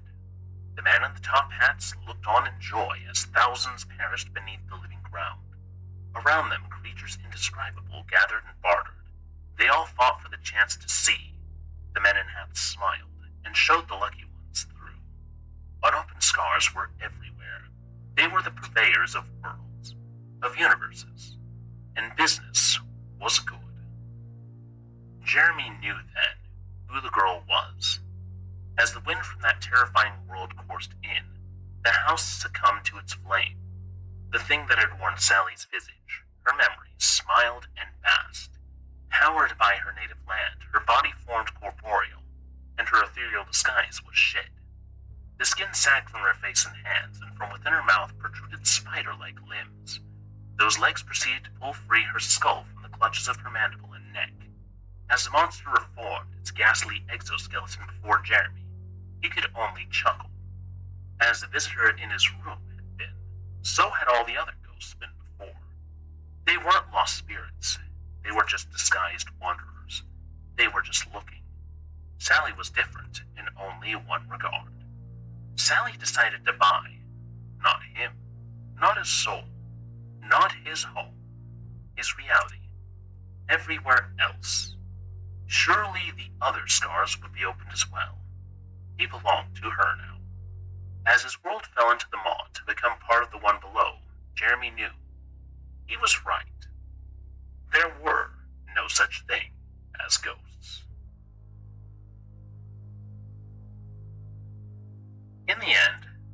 things outside our protagonist's scope consumed him.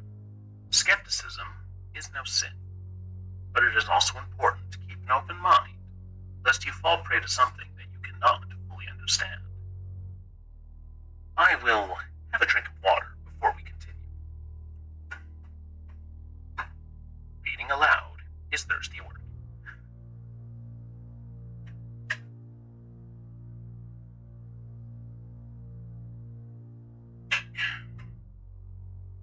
Imagination is something that is prepackaged in the human psyche. Art is imagination put to a medium, be it written word, paint on a canvas, or the wide world of digital video content. Most of it created with time and devotion by passionate and imaginative individuals. However, we most associate imagination with childhood. We tend to think of imagination fading with age, as the stress and mundanity of adult life take over. Imaginary friends are a common thing among children, especially those who live a more closed-off existence, and is perfectly normal. However, parents should take care to listen to how their child speaks of their pretend acquaintances. Sometimes these friends aren't as imaginary as they seem at first, and sometimes they are merely a lure for things that creep in the darkness. This next story is called Anglerfish, written for the No Sleep subreddit by a user known as Coffin Stuffer.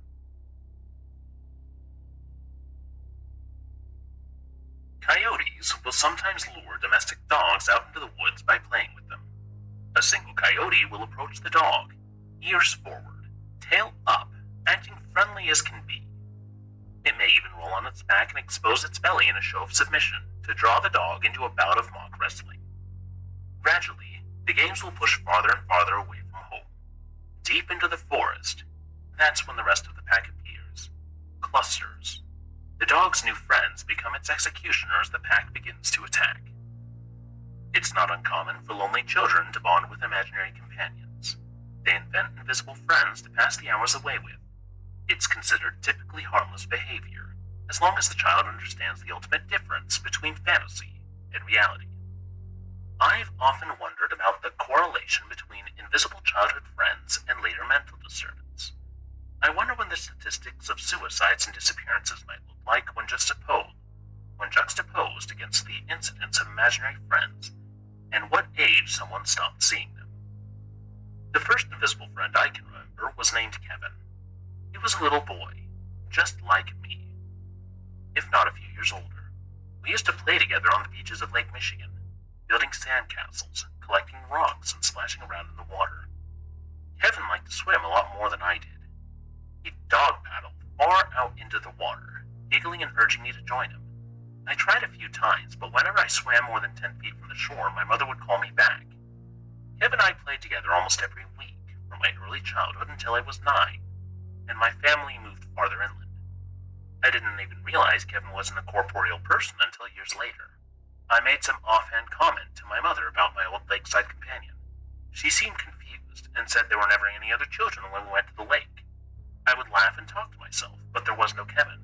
At least, not that she ever saw. Hyenas can mimic human laughter. There's a lot of African folklore about evil spirits that can imitate the voices of loved ones to draw you away from the village. These stories might have been fairy tales, but they served a very real purpose. The people who survived were the ones who didn't follow strange sounds in the dark. I met Polly a few weeks after my family moved into a new house, in an area with dense forests and narrow roads. Rural Michigan might as well be the Canadian tundra. We were farther north than Toronto. Though the summers were pleasant enough, the winters got bitter cold. I don't know for a fact that I was the only one who could see Polly, because she only ever came around when I was alone. But once or twice she seemed to disappear into thin air, which makes me think she wasn't made of flesh and blood. Polly was weird. She made me nervous from the second she walked out of the woods. Maybe it was her bare, dirt-covered feet, or her wide, glassy eyes. Even at 10 years old, I knew that other children weren't supposed to just appear like that. She shouldn't have been wandering around in the middle of nowhere without an adult. She always wore the same thing, a faded floral dress, with her straw-colored hair in 2 messy braids. She never offered any explanation of where she came from or where her family lived, beyond just pointing back into the woods. She said they didn't live far, they had a cabin out there. I didn't believe her, but I was bored. No other children lived within walking distance, so Polly and I would kick a soccer ball around and climb trees and play cowboy and pirates. She always wanted me to come to her house. She said she had a lot of fun games there, but I wasn't allowed to leave the yard. Polly was predictable, at least.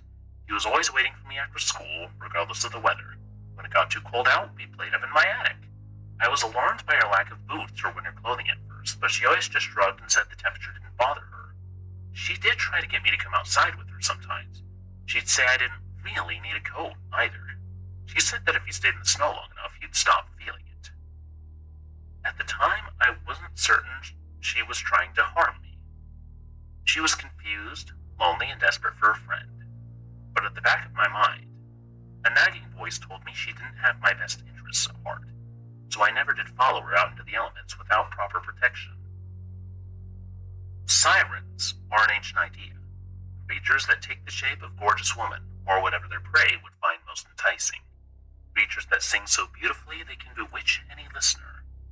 Creatures that are such effective predators their prey doesn't notice the trap until their ship has been dashed to bits on the rocky shore, and there's blood in the water. My family moved out just a little outside Detroit when I was about 13. I'm sure you've heard a lot of stories about what the city is like, what a ghost town it is. I've even heard it compared to a post-apocalyptic wasteland, but you have to understand, it was a pretty gradual descent from the 60s until about 2000. In the early 90s, it wasn't in the terrible state it is now. My parents and I moved to a relatively nice apartment complex. I went to a nearby middle school and it was fine. I didn't make friends very fast, but I also wasn't scared for my life or anything. Robert introduced himself a few days after we finished unpacking our boxes. He was 15, this tall, skinny black kid with a bust head and a 1,000-watt smile. He said he lived down in one of the basement units, though I never saw it. His father drank a lot and didn't like company. We would sometimes hang out at my place, but it was kind of cramped, and my mother was usually home. So Robert and I spent a lot of time on the roof of the building. It wasn't terribly exciting. I remember the way my heart used to skip and flutter when we stole cigarettes from the corner store or slipped a 40 into our baggy jeans. On cool autumn nights, when Robert and I would lie back on a blanket and look at the stars, my skin would get inexplicably warm. I'd feel strange and fuzzy all over, and it was more than just the watery beer. He talked to me a lot about how he wanted to be a pilot. He'd always dreamed of joining the Air Force. His dad said it was a stupid idea. I'd never heard that word before. I'm going to skip that part. I suspect Robert was not real when I saw him fall 9 stories into a dumpster below and get up again without so much as a scratch on him. I decided to ignore all better judgment because I wanted... Versions of skinwalkers and shapeshifters appear in most cultures. It's a terrifying idea. Being hurt by something that looks like a friend. Danger that seems harmless. Wolves in sheep's clothing. I can't help but wonder if something as old as humanity itself might be the thing these legends sprang from. Perhaps these stories are warnings of some primal memory. A creature that looks like a person, but absolutely isn't. After my parents split up, my mother and I went to Ohio. She had a sister there, just a short drive from Columbus. We all lived together in a trailer, along with my 5-year-old cousin, Becca. I was 16 by then, so I was often left to watch Becca after school and on weekends. I didn't mind it too much. It wasn't like I had other friends. She'd fill in her coloring book when I did homework. Then we'd go outside. There was another little girl next door. Tess. She and Becca loved to run around together, racing up and down the dirt roads playing tag. Whenever they'd go too far off, too close to the parkway for comfort, I'd call them back. Becca usually listened, but Tess always seemed reluctant. I didn't think a whole lot of it. One day, when I was a little too engrossed in reading a comic book and not watching the girls closely, I heard a shriek. Tess, watch out! I looked up just in time to see a semi-truck blasting past, not even slowing down as it ran little Tess right over. My jaw dropped. Panic shot through me. Sure, she wasn't my kid, and I had never even been directly tasked with watching her, but this was still, ostensibly, my fault. I was on my feet, ready to run to Mr. Calhoun's house to borrow his phone and call the police, but Tess was still standing there, completely unharmed. She skipped off the road, giggling and whispering into Becca's ear. Becca still looked a bit shell-shocked, but smiled and hugged Tess close. My stomach twisted. It was terrible to see from the outside. One of those things was trying to get my baby cousin. When I got close enough, I grabbed Becca's wrist and tugged her away. Tess eyed me, cold and calculating, unlike any of them had ever looked at me before. Perhaps I'd gotten too old. The whimsical thinking of childhood had given way to suspicion and fear. Perhaps it could tell I'd caught on to the game. Perhaps it was angry I could even still see it. Most people my age couldn't. "You leave Becca alone," I said, firm as my cracking pubescent voice could muster. "Or what? Or what?" Tessa smiled at me. I'd never noticed how sharp her canines were. How mean those overgrown, dirty fingernails looked. I hadn't taken the time to get a really good look at her until that moment. "I'll hurt you." "Adam! Adam!" Becca began trying to struggle out of my grasp, obviously embarrassed. Tess had started to back away, still smiling. She probably knew I couldn't do anything to her, but maybe I'd get someone who could. A priest, a rabbi, or something. "Becca," I kneeled down to be at her eye level. "Look at me. Tess isn't real, okay? Real people can't get run over by a truck and live." "Let me go," Becca wailed, pushing at my hand ineffectually, trying to squirm free. "Becca, please. It's important. You can't play by the rule with Tess anymore. She wants to hurt you." Becca broke down into ugly tears, face bright red, windpipes constricting to form unholy streaks. I sighed, picked her up, and carried her back to the trailer. She cried herself out and fell asleep on the couch.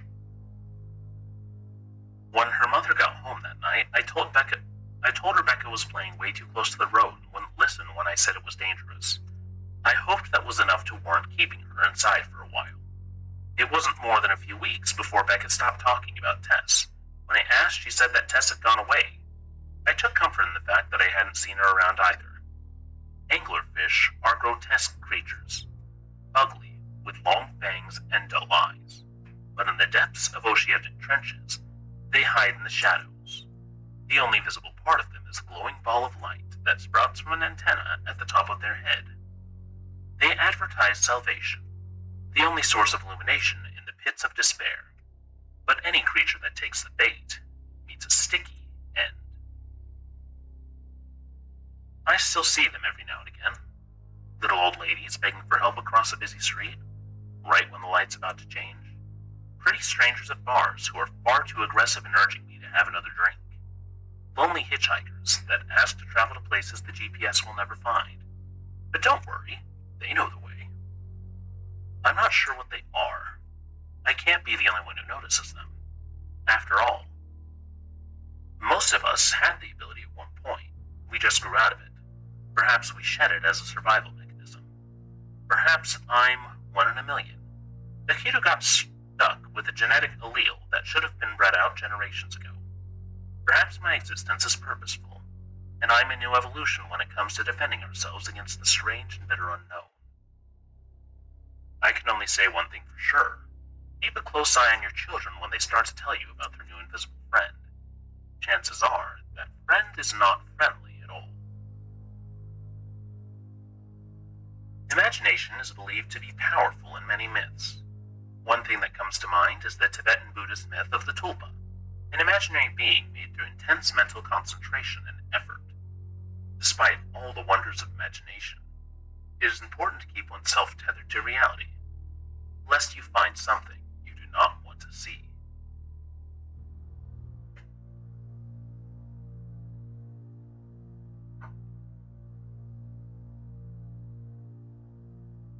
There's nothing wrong with introversion.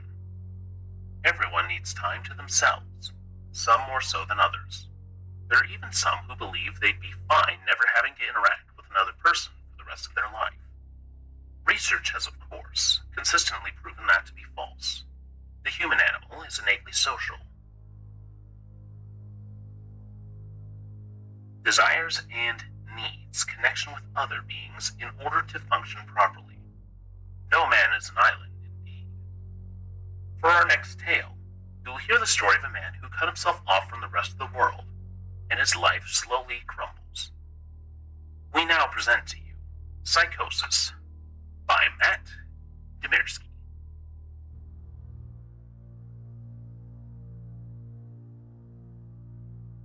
I'm not sure why I'm writing this down on paper, and not on my computer. I guess I've just noticed some odd things. It's not that I don't trust the computer, I just need to organize my thoughts.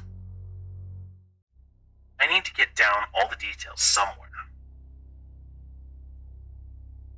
I know that I need to get all the details somewhat objective, somewhere I know that what I write can't be deleted or changed. Not that that's happened, it's just everything blurs together here, and the fog of memory lends a strange cast to things. I'm starting to feel cramped in this small apartment.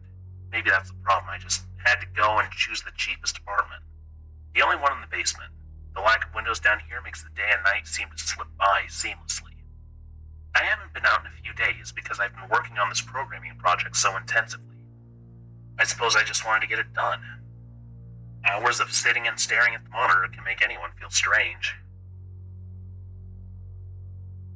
I know, but I don't think that's it.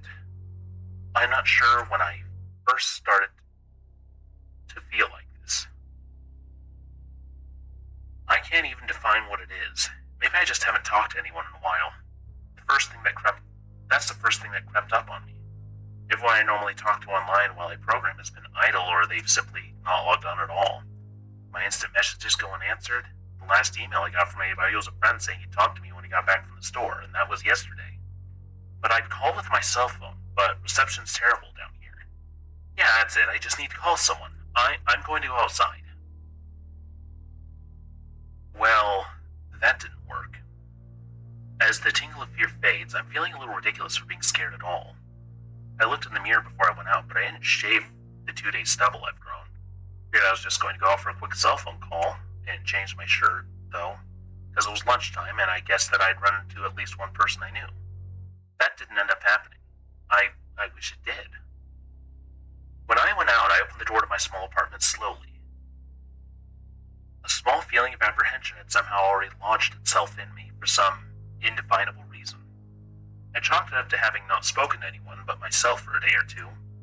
I peered down the dingy gray hallway, and made dingier by the fact that it was the basement hallway. On one end, a large metal door led to the building's furnace room. It was locked, of course. 2 dreary soda machines stood by it. I bought a soda from one the first day I moved in, but it had a 2-year-old expiration date. I'm fairly sure nobody knows those machines are even down here, or my cheap landlady just doesn't care to get them restocked. I closed my door softly and walked the other direction, taking care not to make a sound. I have no idea why I chose to do that, but it was fun giving in to the strange impulse not to break the droning hum of the soda machines, at least for the moment. I got to the stairwell and took the stairs up to the building's front door. I looked through the heavy door's small square window and received quite the shock. It was definitely not lunchtime. City gloom hung over the dark street outside, and the traffic lights at the intersection in the distance blinked yellow. Dim clouds, purple and black from the glow of the city, hung overhead. Nothing moved save the few sidewalk trees that shifted in the wind. I remember shivering, though I wasn't cold. Maybe it was the wind outside. I could vaguely hear it through the heavy metal door, and I knew it was that unique kind of late night wind. The kind that was constant, cold, and quiet, save for the rhythmic music it made as it passed through the countless unseen tree leaves. I decided not to go outside. Instead, I lifted myself into the door's little window and checked the signal meter. The bars filled up the meter, and I smiled. Time to hear someone else's voice, I remember thinking, relieved. It was such a strange thing to be afraid of nothing. I shook my head, laughing at myself silently. I hit speed dial for my best friend Amy's number and held the phone up to my ear. It rang once, but then it stopped. Nothing happened. I listened to the silence for a good 20 seconds, then hung up. I frowned and looked at the signal meter again, still full. I went to dial her number again, but then the phone rang in my hand, startling me. I put it up to my ear. Hello? I asked, immediately finding out a small shock at hearing the first spoken voice in days, even if it was my own. I'd gotten used to the droning hum of the building's inner workings. My computer and the soda machines in the hallway. There was no response to my ring at first, but then finally a voice came. "Hey," said a clear male voice, obviously college age like me. "Who's this?" "John," I replied, confused. "Oh, sorry, wrong number," then hung up. I lowered the phone slowly and leaned against the thick brick wall of the stairwell. That was strange. I looked at my received call list, but the number was unfamiliar. Before I could even think of it further, the phone rang loudly, shocking me yet again. This time, I looked at the caller before I answered. It was another unfamiliar number. This time, I held the phone up to my ear, but said nothing. I heard nothing but the general background noise of the phone, then a familiar voice broke my tension. "John?" was the single word in Amy's voice. I breathed a sigh of relief. "Hey, it's you." "Who else would it be?" she responded. "Oh, the number? I'm at a party on 7th Street, and my phone died just as you called me." "This is someone else's phone, obviously." "Oh, okay," I said. "Where are you?" she asked. My eyes glanced over the drab, whitewashed cylinder-block walls and the heavy metal door with its small window. "At my building," I sighed, just feeling cooped up. I didn't realize it was so late. "You should come here," she said, laughing. "Nah, I don't feel like looking for some strange place by myself in the middle of the night," I said, looking out the window at the silent, windy street that secretly scared me just a tiny bit. "I think I'm just going to keep working or go to bed." "Nonsense," she replied. "I can come get you. Your building's close to 7th Street, right?" "How drunk are you?" I asked lightheartedly. "You know where I live." "Oh, of course," she said abruptly. I guess I can't get there by walking, huh?" "You could if you wanted to waste half an hour," I told her. "Right," she said. "Okay, have to go to bed. Good luck with your work." I lowered the phone once more, looking at the numbers flash as the call ended. Then the droning silence suddenly reasserted itself in my ears. The two strange calls and the eerie street outside just drove home my aloneness in this empty stairwell. Perhaps from having seen too many scary movies, I had the sudden inexplicable idea that something could look in the door's window and see me. Some sort of horrible entity that hovered at the edge of aloneness, just waiting to creep up on unsuspecting people that had strayed too far from other human beings. I knew the fear was irrational, but nobody else was around, so I jumped down the stairs, ran down the hallway into my room, and closed the door as swiftly as I could while still staying silent. Like I said, I feel a little ridiculous for being scared of nothing, but the fear has already faded. Writing this down helps a lot. It makes me realize that nothing's wrong. It filters out half-formed thoughts and fears that leaves only cold, hard facts. It's late. I got a call from a wrong number, and Amy's phone died. So she called me back from another number. Nothing strange is happening. Still, there was something a little off about that conversation. I know it could have just been the alcohol she's had. Or was it even her that seemed off to me? Or was it... Yeah, that was it. I didn't realize something at the moment, writing these things down. I knew writing things down would help. She said she was at a party, but I only heard silence in the background. Of course, that doesn't mean anything particular. She could have just gone outside to make the call. No, that couldn't be it. I didn't hear the wind. I need to see if the wind is blowing.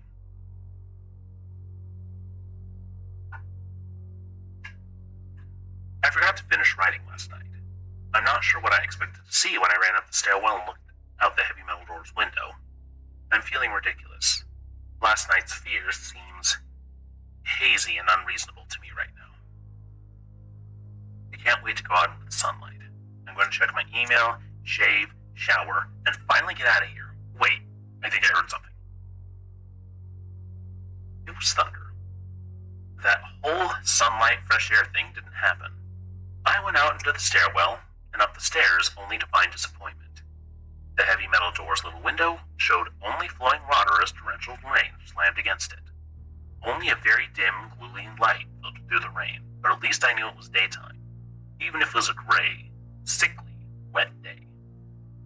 I tried looking out the window and waiting for lightning to illuminate the gloom, but the rain was too heavy, and I couldn't make out anything more than vague, weird shapes moving at odd angles in the waves watching down the window.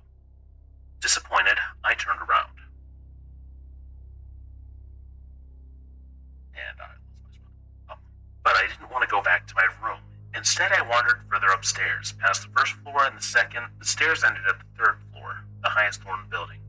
I looked through the glass that ran up the outer wall of the stairwell, but it was that warped, thick kind that scatters the light. Not that there was much to see through the rain to begin with. I opened the stairwell door and wandered down the hallway. 10 or so thick wooden doors, painted blue a long time ago, were all closed. I listened as I walked, but it was the middle of the day, so I wasn't surprised that I heard nothing but the rain outside. As I stood there in the dim hallway listening to the rain, I had this strange fleeting impression that the doors were standing like silent granite monoliths, erected by some ancient, forgotten civilization for some unfathomable guardian purpose. Lightning flashed, and I could have sworn that just for a moment, the old grainy blue wood looked just like rough stone. I laughed at myself for letting my imagination get the best of me, but then it occurred to me that the dim gloom and lightning must mean that there was a window somewhere in the hallway. A vague memory surfaced, and I suddenly recalled that the third floor had an alcove with an inset window halfway down the floor's hallway. Excited to look out into the rain and possibly see another human being, I quickly walked over to the alcove, finding the large, thin glass window. Rain washed down it as the front door's window. As with the front door's window, but I could open this one. I reached a hand out to slide it open, but hesitated. I had the strangest feeling that if I opened that window, I would see something absolutely horrifying on the other side. Everything's been so odd lately. So I came up with a plan, and I came back here to get what I needed. I don't seriously think anything will come of it, but I'm bored. It's raining, and I'm going stir-crazy. I came back to get my webcam. The cord isn't long enough to reach the third floor by any means, so instead I'm going to hide it between the two soda machines in the dark end of the basement hallway. Run the wire along the wall and under my door, and put black duct tape over the wire to blend it in, with the black plastic strip that runs along the base of the hallway's wall. I know this is silly, but I don't have anything better to do. Well, nothing happened. I propped open the hallway to stairway door, steeled myself, then flung the heavy front door wide open and ran like hell down the stairs to my room and slammed the door. I watched the webcam on my computer intently, seeing the hallway outside my door, most of the stairwell. I'm watching it right now, and I don't see anything interesting. I just wish the camera's position was different so that I could see out the front door. Hey, somebody's online. I got out an older, less functional webcam that I had in my closet to video chat with my friend online. I couldn't really explain to him why I wanted to video chat, but it felt good to see another person's face. He couldn't talk very long, and we didn't talk about anything meaningful, but I feel much better. My strange fears almost passed. I would feel completely better, but there was something odd about our conversation. I know that I've said that everything seems odd, but still, he was very vague in his responses. I can't recall one specific thing he said, no particular name, place, event, but he didn't ask for my email address. To keep in touch. Wait, I just got an email. I'm about to go out. I just got an email from Amy that asked me to meet her for dinner at the place we usually go to. I do love pizza, and I've just been eating random food from my poorly stocked fridge for days, so I can't wait. Again, I feel ridiculous about the odd couple of days I've been having. I should destroy this journal when I get back. Oh, another email. It looks as though we have an ad break coming here in a moment, so we will be probably waiting a moment before continuing.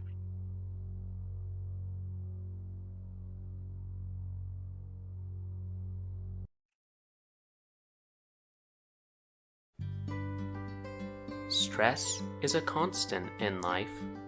Management at Corvid Communications understands this. Taking care of your bodily needs daily? Perhaps you have a family whose needs you also need to fulfill. Maybe you work long hours and don't get paid enough to make ends meet. Maybe you're tired of the drudgery of dealing with ungrateful, unpleasable customers. Life is hard, and while we could alleviate all your life's ills, we're choosing to help you with stress management, because that is the one that affects your longevity and productivity the most. Before we can understand how to manage stress, it may be helpful to know what stress is. Stress is defined as a state of mental or emotional strain or tension resulting from adverse or very demanding circumstances. For most people, there will always be times where the job seems stressful, though there are certain lazy, worthless souls for whom their job was always way too stressful. These are the sort that soon find themselves summarily unemployed.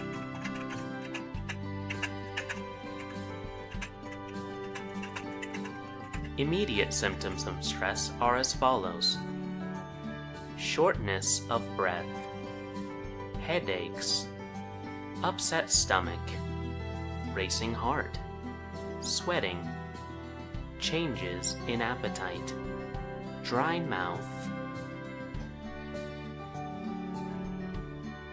Most everyone experiences this now and again in isolated incidents. However, if this stress is not managed, it can become chronic. Your body will remain in a fight or flight state, which can lead to problems such as insomnia, hair loss, heart disease, fluctuations in weight, high blood pressure, loss of interest in hobbies. Here at Corvid Communications, we expect your work to be your hobby. Therefore, we cannot afford you losing interest in your work.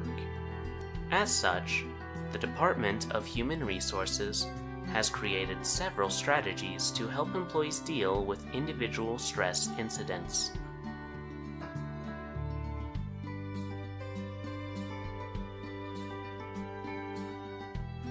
Deep breathing. This technique is most effective during or after stressful situations. This is best used when you feel very overwhelmed. Perhaps your workload for the day seems insurmountable. It just seems as though it is simply impossible to complete your tasks for the day. If these feelings are starting to set in, stop all work activity for a moment. Sit up straight or stand. Take anywhere from 10 to 20 deep breaths. For best results, breathe from the stomach. We now return to our feature presentation. Oh my god. I almost left the email and opened the door. I almost opened the door, but I read the email first. It was from a friend. I hadn't heard from him in a long time, and it was sent to a huge number of emails that must have been every person he had saved in his address list. It had no subject, and it simply said, "Seen with your own eyes. Don't trust them. They..." What the hell is that supposed to mean? The words shock me, and I keep going over and over them. Is it a desperate email sent just as something happened? The words are obviously cut off without finishing. On any other day, I would have dismissed this as spam from a computer virus or something. But the words, "seen with your own eyes," I can't help but read over this journal and think back on the last 2 days and realize that I have not seen another person with my own eyes or talked to another person face to face. The webcam conversation with my friend was so strange, so vague, so eerie. Now that I think about it, was it eerie? Or is the fear clouding my memory? My mind toys with the progression of events I've written here, pointing out that I have not been presented with one single fact that I did not specifically give out unsuspectingly. The random wrong number that got my name and the subsequent strange return call from Amy, the friend that asked for an email address. I messaged him first when I saw him online, and then I got my first email a few minutes after that conversation. Oh my god, that phone call with Amy. I said over the phone. I said that I was within half an hour's walk of 7th Street. They know I'm near there. What if they're trying to find me? Where is everyone else? Why haven't I seen or heard anyone else in days? No, this is crazy. This is absolutely crazy. I need to calm down. This madness needs to end. I don't know what to think. I ran about my apartment furiously, holding my cell phone up to every corner to see if it got a signal through the heavy walls. Finally, in the tiny bathroom near one ceiling corner, I got a single bar. Holding my phone there, I sent a text message to every number on my list. Not wanting to betray anything about my unfounded fears, I simply sent, "You seen anyone face to face lately?" At that point, I just wanted any reply back. I didn't care what the reply was, or if I embarrassed myself. I tried to call someone a few times, but I couldn't get my head up high enough. And if I brought my cell phone down even an inch, I lost signal. Then I remembered the computer and rushed over to it. Instant messaging everyone online. Most were idle or away from their computer. Nobody responded.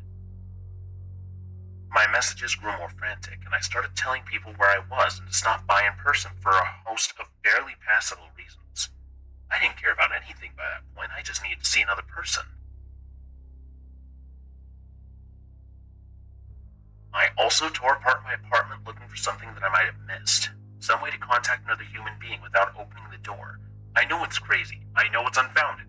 But what if I just need to be sure I taped the phone to the ceiling in case?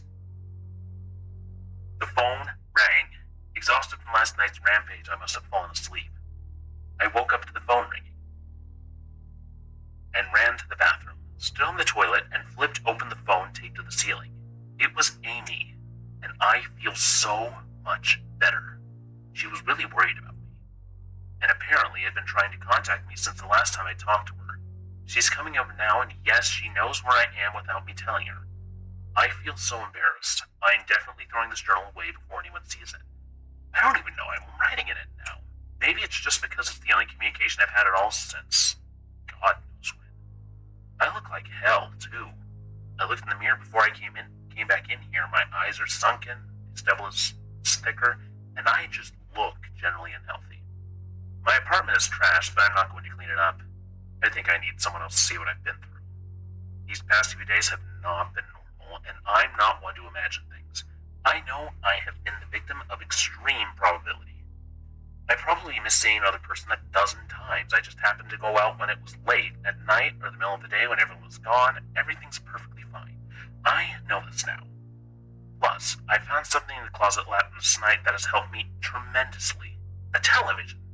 I set it up just before I wrote this, and it's in the background. Television's always been an escape for me, and it reminds me that there's a world beyond these dingy brick walls. I'm glad Amy's the only one that responded to me after last night's frantic pestering of people I could contact. She's been my best friend for years. She doesn't know it, but I count the day I met her among one of the few moments of true happiness in my life. I remember that warm summer day fondly. It seems a different reality from this dark, rainy, lonely place. I feel like I spent days sitting in that playground. Much too old to play, just talking with her and hanging around doing nothing at all. I still feel like I can go back to that moment sometimes, and it reminds me that this damn place is not all there is. Finally, a knock at the door. I thought it odd that I couldn't see her through the camera I hid between the two soda machines. Figured that it was just bad positioning, like when I couldn't see out the front door. Should have known. I should have known. After the knock, I yelled through the door jokingly that I had a camera between the sewing machines because I was embarrassed myself that I had taken this paranoia so far. After I did that, I saw her image walk over to the camera and look down at it. She smiled and waved. "Hey!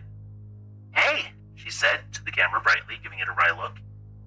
"It's weird, I know," I said to the mic attached to my computer. "I've had a weird few days." "Must have. Open the door, John." I hesitated. How could I be sure? "Hey, humor me a second here." I told her to. She gave the camera a weird look. Alright, she said, slowly thinking. "We met randomly at a playground when we were both way too old to be there." I sighed deeply as reality returned and fear faded. God, I had been so ridiculous. Of course it was Amy. That day wasn't anywhere in the world except in my memory. I'd never even mentioned it to anyone. Just open the door, John. I'd never even mentioned it to anyone, not out of embarrassment, but out of a strange, secret nostalgia and a longing for those days to return. If there was some unknown force at work trying to trick me as I feared, there was no way they could know about that day. "Alright, I'll explain everything," I told her. "Be right there." I ran to my small bathroom and fixed my hair as best I could. I looked like hell, but she would understand, snickering at my own unbelievable behavior and the mess I'd made of the place. I walked to the door. I put my hand on the doorknob. and gave the mess one last look. So ridiculous, I thought. My eyes traced over the half-eaten food lying on the ground, the overflowing trash bin, and the bed I'd tipped to the side looking for God knows what. I almost turned the door and opened it, but my eyes fell on one last thing. The old webcam. The one I'd used for that eerily vacant chat with my friend. Its silent black sphere lay haphazardly tossed to the side, its lens pointed at the table where this journal lay. An overwhelming terror took me as I realized that if someone could see me through that camera, it would have seen that I just wrote about that day, and asked her for one thing about us, and she chose the only thing in the world that I thought they or it did not know. But it did! It did know! It could have been watching me the whole time! I didn't open the door. I screamed. I screamed in uncontrollable terror. I stomped on the old webcam on the floor. The door shook, the doorknob tried to turn, but I didn't hear Amy's voice through the door. Was the basement door made to keep out drafts too thick? Or was Amy not outside? What could have been trying to get in, if not her? What the hell is out there? I saw her on my computer through the camera outside. I heard her on the speakers through the camera outside, but it was real. How could I know? She's gone now. I screamed and shouted for help. I piled up everything in my apartment against the door. At least Friday. At least, I think it's Friday. I broke everything electronic. I smashed my computer to pieces. Every single thing on there could have been accessed by network access or worse, altered. I'm a programmer. I know. Every little piece of information I give out since this started. My name, my email, my location, none of it came back from outside until I gave it out. I've been going over and over what I wrote. I've been pacing back and forth, alternating between strong terror and overpowering disbelief. Sometimes I'm absolutely certain that some phantom entity is dead set on the simple goal of getting me to go outside. Back to the beginning with the phone call from Amy. She was effectively asking me to open the door and go outside. I keep running through it in my head. One point of view says I've acted like a madman and not all this extreme convergence of probability, never going outside at the right times by pure luck, never seeing another person by pure chance, getting a random nonsense email from some computer virus at just the right time. The other point of view says that the extreme convergence of probability is the reason that whatever's out there hasn't gotten me already. I keep thinking, I never opened the window on the third floor. I never opened the front door until that incredibly stupid stunt with the hidden camera. After which I ran straight into my room and slammed the door. I haven't opened my own solid door since I flung open the front door of the building. Whatever's out there, if anything's out there, never made an appearance in the building before I opened the front door. Maybe the reason it wasn't in the building already was that it was elsewhere getting everyone else. And then it waited until I betrayed my existence by trying to call Amy, a call which didn't work until it called me and asked me my name.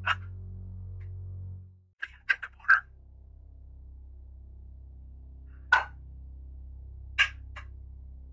Terror literally overwhelms me every time I try to fit the pieces of this nightmare together. The email, short, cut off. Was it from someone trying to get the word out? Some friendly voice desperately trying to warn me before it came? Seen with my own eyes? Don't trust them. Exactly what I've been so suspicious of. It could have been masterful control of all things electronic, practicing its insidious deception to trick me into coming outside. Why can't it get in? It knocked on the door. It must have some solid presence. The door. The image of those doors in the upper hallway as guardian monoliths flashes back in my mind every time I trace this path of thoughts. If there is some phantom entity trying to get me to go outside, maybe it can't get through doors. I keep thinking back over all the books I've read, or movies I've seen, trying to generate some explanation for this. Doors have always been such intense foci. Is it foci or foci? Of human imagination. Always seen as wards or portals of special importance. Or perhaps the door is just too thick. I know that I couldn't bash through any of the doors in this building, let alone the heavy basement ones. Aside from that, the real question is, why does it even want me? If it just wanted to kill me, it could do it any number of ways, including just waiting here until I starve to death. What if it doesn't want to kill me? What if it has some far more horrific fate in store for me? God, what can I do to escape this nightmare? I knock on the door. I told the people on the other side of the door I need a minute to think and I'll come out. I'm really just writing this down so I can figure out what to do. At least this time I heard their voices. My paranoia, and yes, I'm recognizing I am being paranoid, has me thinking of all sorts of ways their voices could be faked electronically. There could be nothing but speakers outside simulating human voices. Did it really take them 3 days to come talk to me? Amy is supposedly out there along with 2 policemen and a psychiatrist. Maybe it took them 3 days to think of what to say to me. The psychiatrist's claim could be pretty convincing if I decided to think this has all been a crazy misunderstanding and not some entity trying to trick me into opening the door. The psychiatrist had an older voice, authoritarian, but still caring. I liked it. I'm desperate just to see someone with my own eyes. He said I have something called cyberpsychosis, and I'm just one of a nationwide epidemic of thousands of people having breakdowns triggered by a suggestive email that got through somehow. I swear he said got through somehow. I think he meant spread throughout the country inexplicably, but I'm incredibly suspicious that the entity slipped up and revealed something. He said I'm part of a wave of emergent behavior, and that a lot of other people are having the same problem with the same fears, even though we've never communicated. That neatly explains the strange email about eyes that I got. I didn't get the original triggering email, I got a descendant of it. My friend could have broken down too and tried to warn everyone he knew against his paranoid fears. That's how the problem spread, the psychiatrist claims. I could have spread it too with my text and instant messaging online to everybody I know. One of those people might be melting down right now after being triggered by something I sent them. Something they might interpret any way that they want. Something like a text saying seen anyone face to face lately. The psychiatrist told me that he didn't want to lose another one, that people like me are intelligent and that's our downfall. We draw connections so well that we draw them even when they shouldn't be there. He said it's easy to get caught up in paranoia in our fast-paced world, a constantly changing place where more and more of our interaction is simulated. I have to give him one thing. It's a great explanation. It neatly explains everything. It perfectly explains everything, in fact. I have every reason to shake off this nightmarish fear that something or consciousness or being out there wants me to open the door so it can capture me for some horrible fate worse than death. It would be foolish after hearing that explanation to stay here until I starve to death just to spite the entity that might have got everyone else. It would be foolish to think that after hearing that explanation I might be one of the last people left alive on an empty world, hiding in my secure basement room, spiting some unthinkable deceptive entity just by refusing to be captured. It's a perfect explanation for every single strange thing I've seen or heard. I have every reason in the world to let all of my fears go and open the door. That's exactly why I'm not going to. How can I be sure? How can I know what's real and what's deception? All of these damn things with their wires and their signals that originate from some unseen origin. They're not real. I can't be sure. Signals through a camera, fake video, deceptive phone calls, emails, even the television lying broken on the floor. How can I possibly know it's real? It's just signals, waves, light, the door. It's bashing on the door. It's trying to get in. What an insane mechanical contrivance could it be using to simulate the sound of men attacking the heavy wood so well? At least I finally see it with my own eyes. There's nothing left in here for it to deceive me with. I've ripped apart everything else. It can't deceive my eyes, can it? Seen with your own eyes. Don't trust them, they hate. Was that desperate message telling me to trust my eyes or warning me about my eyes too? Oh my god, what's the difference between a camera and my eyes? They both turn light into electrical signals. They're the same. I can't be deceived. I have to be sure. I have to be sure. Date? Unknown. I calmly asked for a paper and pen, day in and day out, until it finally gave them to me. Not that it matters. What am I going to do? Poke my eyes out? The bandages feel like a part of me now. The pain is gone. I figure this will be one of my last chances to write legibly, as, without my sight to correct mistakes, my hands will slowly forget the motions involved. This is a sort of self-indulgence, this writing. It's a relic of another time, because I'm certain everyone else left in the world is dead. Or something far worse. I sit against the padded wall day in and day out. The entity brings me food and water. It masks itself as a kind nurse, as an unsympathetic doctor. I think it knows that my hearing is sharpened considerably now that I live in darkness. It fakes conversations in the hallway, on the off chance I might overhear. One of the nurses talks about having a baby soon. One of the doctors lost his wife in a car accident. None of it matters. None of it's real. None of it gets to me. Not like she does. That's the worst part. The part I almost can't handle. The thing that comes to me. Masquerading as Amy. Its recreation is perfect. It sounds exactly like Amy. Feels exactly like her. It even produces a reasonable facsimile of tears that it makes me feel on its lifelike cheeks. When it first dragged me here, it told me all the things I wanted to hear. It told me that she loved me, that she had always loved me, that it didn't understand why I did this, that we could still have a life together if only I would stop insisting that I was being deceived. It wanted me to believe. No, it needed me to believe that she was real. I almost fell for it. I really did. I doubted myself for the longest time. In the end, though, it was too perfect, too flawless, too real. The false Amy used to come every day, and every week, and finally stopped coming altogether. I don't think the entity will give up. I think the waiting game is just another one of its gambits. I will resist for the rest of my life if I have to. I don't know what happened to the rest of the world, but I do know that this thing needs me to fall for its deception. It needs that. Then, maybe, just maybe, I'm a thorn in its agenda. Maybe Amy is still alive out there somewhere, kept alive only by my will to resist the deceiver. I hold on to that hope, rocking back and forth in my cell to pass the time. I will never give in. I will never break. I am a hero. The doctor read the paper the patient had scribbled on. It was barely reasonable, written in the shaky script of one who could not see.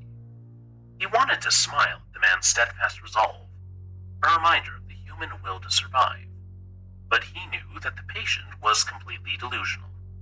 After all, a sane man would have fallen for the deception long ago. The doctor wanted to smile. He wanted to whisper words of encouragement to the delusional man. He wanted to scream, but the nerve filaments wrapped around his head and into his eyes made him do otherwise. His body walked into the cell like a puppet and told the patient once more that he was wrong and that there was nobody trying to deceive him. As the connection with others vanishes, so too does our grasp on the reality. While the protagonist of our tale may have indeed been right to isolate himself, the price he paid may not have been worth it. It's important to connect in some way with others, even if it's only over the internet. The result of not doing so is catastrophic. Yes, just open the door, John. Always open the door.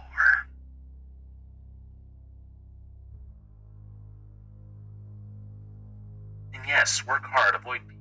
Definitely not the message we're trying to get here.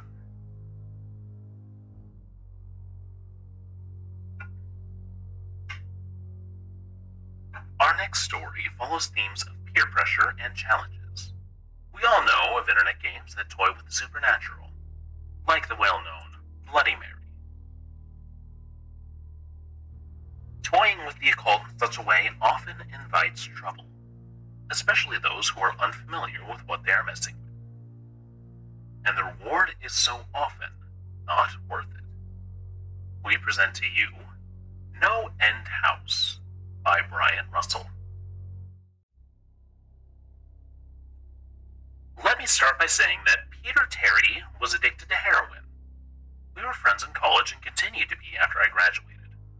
Notice that I said I. He dropped out after 2 years of barely cutting it. After I moved out of the dorms and into a small apartment, I didn't see Peter as much. We would talk online every now and again. AIM was king in pre-Facebook years. There was a period where he wasn't online for about 5 weeks straight. I wasn't worried. He was a pretty notorious flake and drug addict, so I assumed he just stopped caring. Then, one night, I saw him log on. Before I could initiate a conversation, he sent me a message. David, man, we need to talk. That was when he told me about the no-end house. It got that name because no one had ever reached the final exit. The rules were pretty simple and cliche. Reach the final room of the building and you win $500. There were 9 rooms in all. The house was located outside the city, roughly 4 miles from my house. Apparently Peter had tried and failed. He was a heroin and who knows what the fuck addict. So I figured the drugs got the best of him and he wiggled out at a paper ghost or something. He told me it would be too much for anyone, that it was unnatural. I didn't believe him. I told him I would go check it out the next night, and no matter how hard he tried to convince me otherwise, $500 sounded too good to be true. I had to go. I set out the following night. When I arrived, I immediately noticed something strange about the building. Have you ever seen or read something that shouldn't be scary, but for some reason, a chill crawls up your spine? I walked towards the building, and the feeling of uneasiness only intensified as I opened the door. My heart slowed, and I let a relieved sigh as I entered. The room looked like a normal hotel lobby decorated for Halloween. A sign was posted in place of a worker. It read, "Room 1 this way, 8 more to follow. Reach the end and you win." I chuckled and made my way to the first door. The first area was almost laughable.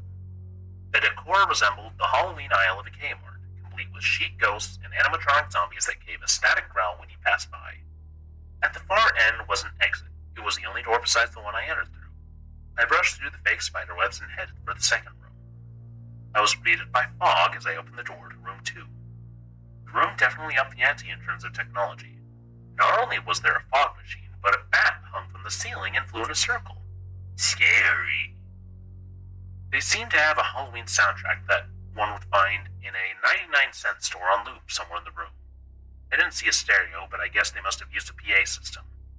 I stepped over a few toy rats that wheeled around and walked with a puffed chest across to the next area. I reached for the doorknob and my heart sank to my knees.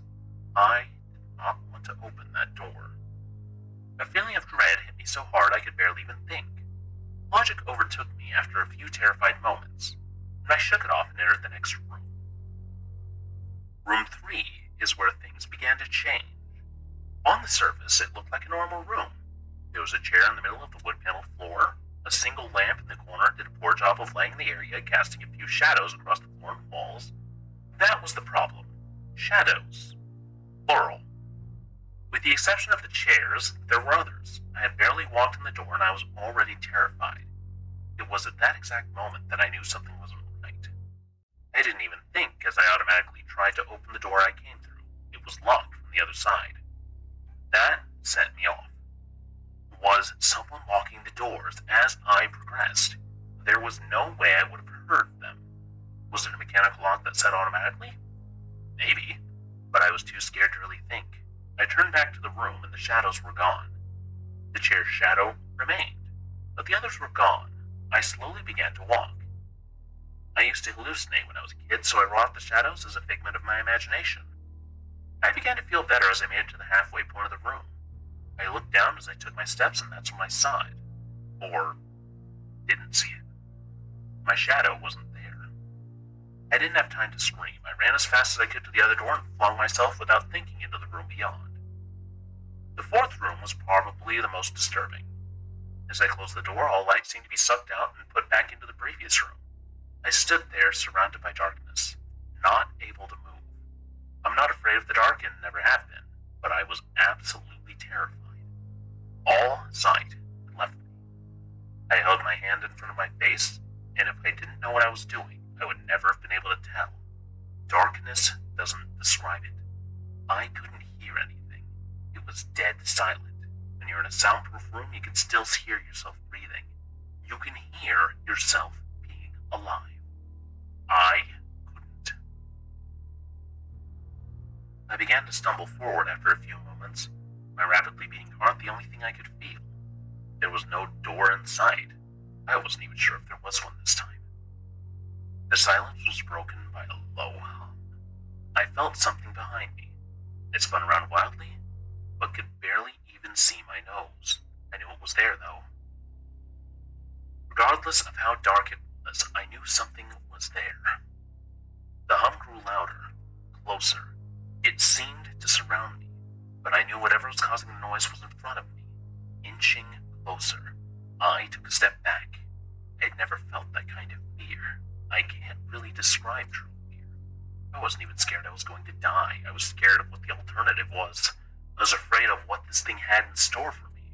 Then the lights flashed for a second and I saw it. Nothing. I saw nothing, and I know I saw nothing there. The room was again plunged into darkness and the hum became a wild screech. I screamed in protest. I couldn't hear this goddamn sound for another minute. I ran backwards, away from the noise, and fumbled for the door handle. I turned it and fell into room 5. Oh! I will hydrate, thank you.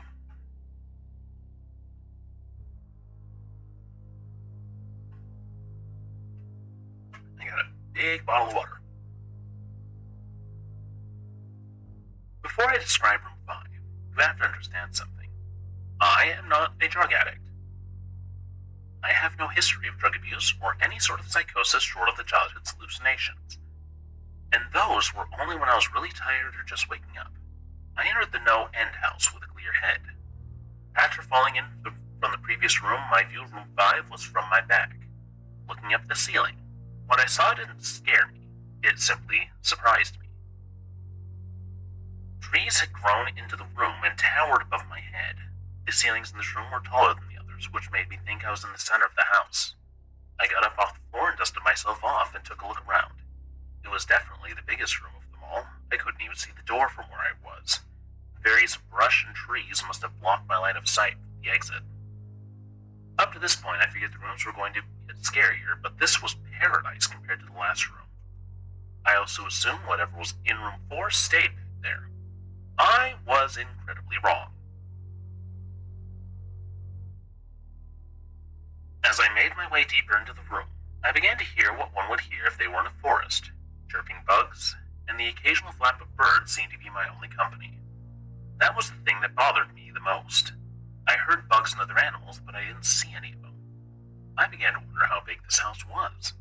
From the outside, when I first walked up to it, it looked like a regular house. It was definitely bigger on the bigger side, but there was almost an entire forest in here. The canopy covered my view of the ceiling, but I assume it was still there, however high it was. I couldn't see any of the walls either.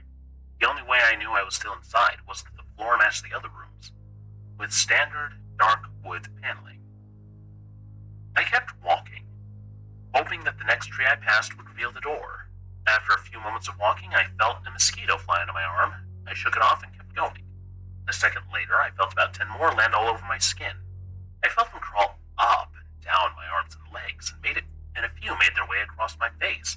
I flailed wildly to get them all off, but they just kept crawling. I looked down and let out a muffled scream. More of a whimper, to be honest. I didn't see a single bug. Not one bug was on me, but I could feel them crawl. I heard them fly by my face and sting my skin. I couldn't see a single one. I dropped to the ground and began to roll wildly. I was desperate. I hated bugs, especially ones I couldn't see or touch, but these bugs could touch me, and they were everywhere. I began to crawl. I had no idea where I was going. The entrance was nowhere in sight. I still hadn't even seen the exit, so I just crawled, my skin wriggling with the presence of those phantom bugs. After what seemed like hours, I found the door. I grabbed the nearest tree, propped myself up, mindlessly slapping my arms and legs to no avail. I tried to run, but I couldn't. My body was exhausted from crawling and dealing with whatever it was that was on me. I took a few shaky steps to the door, grabbing each tree on the way for support. It was only a few feet away when I heard it. The low hum from before. It was coming from the next room, and it was deeper. I could almost feel it inside my body, like when you stand next to an amp at a concert. The feeling of the bugs on me lessened as the hum grew louder. As I placed my hand on the doorknob, the bugs were completely gone, but I couldn't bring myself to turn the knob. I knew that if I let go, the bugs would return and there was no way I would make it back to room 4. I just stood there, my head pressed against the door. Marked 6 and my hand shakily grasping the knob. The hum was so loud I couldn't even hear myself pretend to think. There was nothing I could do but move on. Room 6 was next, and room 6 was hell. I closed the door behind me, my eyes held shut and my ears ringing. The hum was surrounding me. As the door clicked into place, the hum was gone. I opened my eyes in surprise, and the door I had shut was gone. It was just a wall now. I looked around in shock. The room was identical to room 3. Same chair and lamp, but with the correct amount of shadows this time. The only real difference was that there was no exit door, and the one I came in through was gone. As I said before, I had no previous issues in terms of mental instability, but at that moment, I fell into what I know was insanity. I didn't scream. I didn't make a sound. At first, I scratched softly. The wall was tough, but I knew the door was there somewhere. I just knew it was. I scratched at where the doorknob was. I clawed at the wall frantically with both hands, my nails being filed down to the skin against the wood. I silently fell to my knees. The only sound in the room, the incessant scratching against the wall. I knew it was there. The door was there. I knew it was just there. I knew if I could just get past the wall. Are you all right? I jumped off the ground and spun in one motion. I leaned against the wall behind me and saw what it was that spoke to me. To this day, I regret ever turning around. There was this little girl. She was wearing a soft white dress that went down to her ankles. She had long blonde hair to the middle of her back, and white skin and blue eyes. She was the most frightening thing I had ever seen, and I know nothing in my life will ever be as unnerving as what I saw in her. While looking at her, I saw something else. Where she stood, I saw what looked like a man's body, only larger than normal and covered in hair. He was naked from head to toe, but his head was not human, and his toes were hooves. It wasn't the devil, but at that moment it might as well have been. The form had the head of a ram and the snout of a wolf. It was horrifying, and it was synonymous with the little girl in front of me. They were the same form. I can't really describe it, but I saw them at the same time. They shared the same spot in that room, but it was like looking at two separate dimensions. When I saw the girl, I saw the form, and when I saw the form, I saw the girl. I couldn't speak. I could barely even see. My mind was revolting against what it was attempting to process. I had been scared before my life, but I had never been more scared than when I was trapped in the 4th room. But that was before room 6. I just stood there staring at whatever it was that spoke to me. There was no exit. I was trapped here with it, and it spoke again. David, you should have listened. When it spoke, I heard the words of the little girl, but the other form spoke through my mind in a voice I won't attempt to describe. There was no other sound. The voice just kept repeating that sentence over and over in my mind, and I agreed. I didn't know what to do. I was slipping into madness, yet I couldn't take my eyes off of what was in front of me. I dropped to the floor. I thought I had passed out, but the room wouldn't let me. I just wanted it to end. I was on my side, my eyes wide open, and the form staring down at me. Scurrying across the floor in front of me was one of the battery-powered rats from the 2nd room. The house was toying with me. For some reason, seeing that rat pulled my mind back from whatever depths it was headed. I looked around the room. I was getting out of here. I was determined to escape the house and live and never think about this place again. I knew this room was hell, and I wasn't ready to take up residency. At first, it was just my eyes that moved. I searched the walls for any kind of opening. The room wasn't that big, so it didn't take long to soak up the entire layout. The demon still taunted me, the voice growing louder as the form stayed rooted where it stood. I placed my hand on the floor, lifted myself up to all fours, and turned to scan the wall behind me. Then I saw something I couldn't believe. The form was now right at my back, whispering into my mind about how I shouldn't have come. I felt its breath on the back of my neck, but I refused to turn around. A large rectangle was scratched in the wood. with a small dent chipped away at the center of it. Right in front of my eyes, I saw the large 7 I had mindlessly etched into the wall. I knew what it was. Room 7 was just beyond that wall where Room 5 was moments ago. I don't know how I had done it. Maybe it was just my state of mind at the time, but I had created the door. I knew I had. In my madness, I had scratched into the walls what I needed the most, an exit to the next room. Room 7 was close. I knew the demon was right behind me, but for some reason it couldn't touch me. I closed my eyes and placed both hands on the large 7 in front of me, and I pushed. I pushed as hard as I could. The demon was now screaming in my ear. It told me I was never leaving. It told me that this was the end, but I wasn't going to die. I was going to live there in room 6 with it. I wasn't. I pushed and screamed at the top of my lungs. I knew I was going to push through the wall eventually. I clenched my eyes shut and screamed, and the demon was gone. I was left in silence. I turned around slowly and was greeted by the room as it was when I entered. Just a chair and a lamp. I couldn't believe it, but I didn't have time to waste. I turned back to the 7 and jumped back slightly. What I saw was a door. It wasn't the one I had scratched in, but a regular door with a large 7 on it.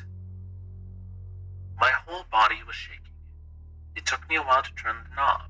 I just stood there for a while staring at the door. I couldn't stay in room 6. I couldn't. But if this was only room 6, I couldn't imagine what 7 had in store. I must have stood there for an hour just staring at 7.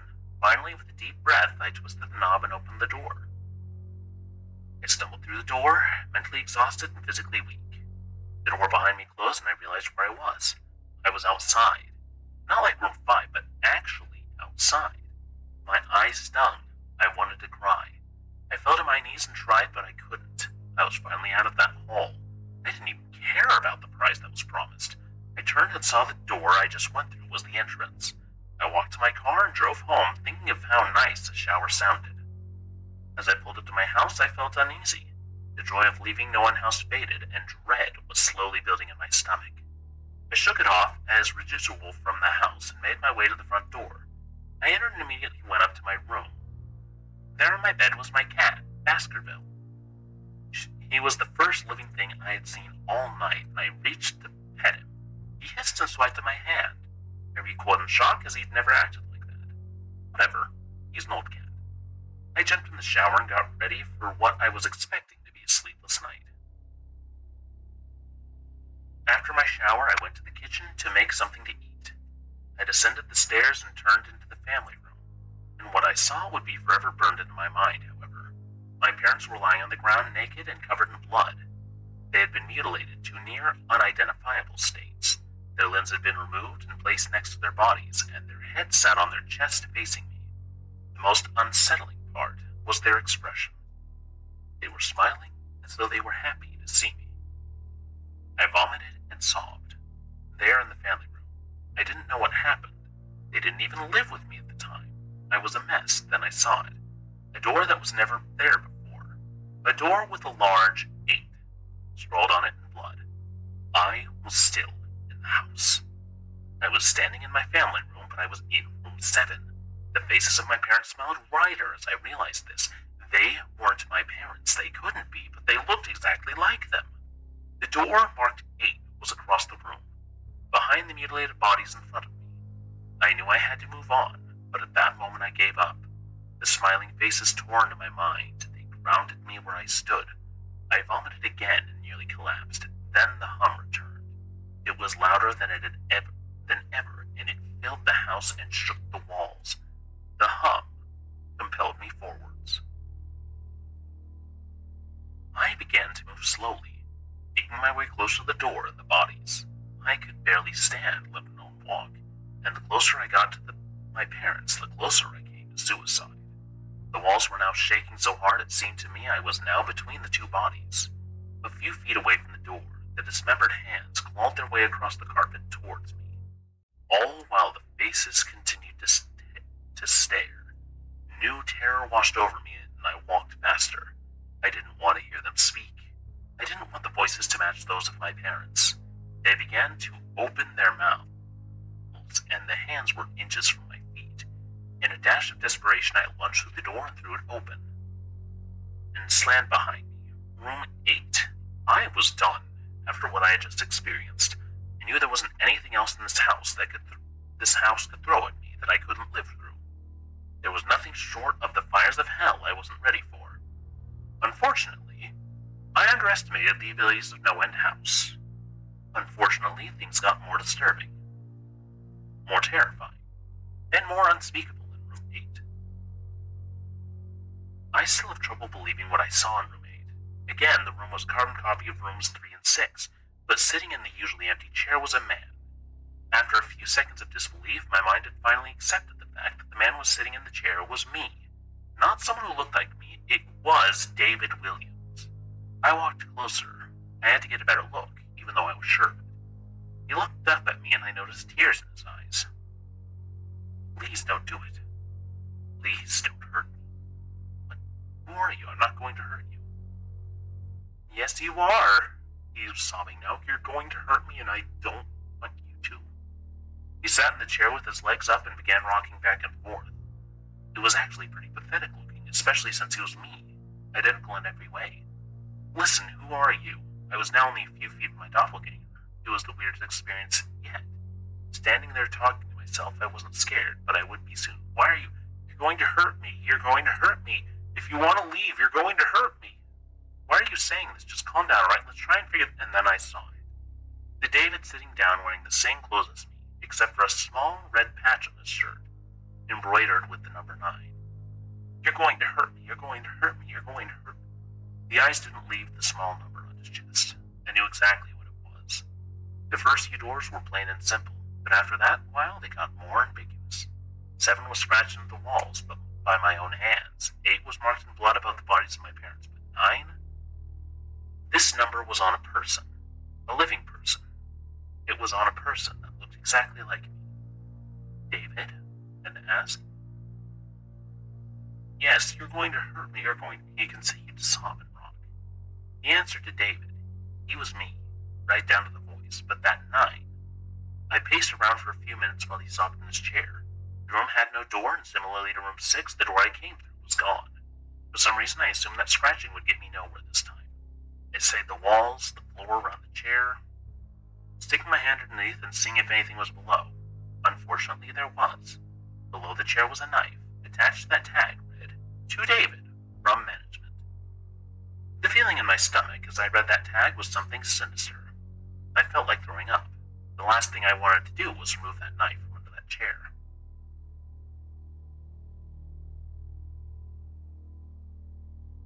The other David was still sobbing uncontrollably, my mind spinning into an attic of unanswerable questions. Who put this here, and how'd they get my name?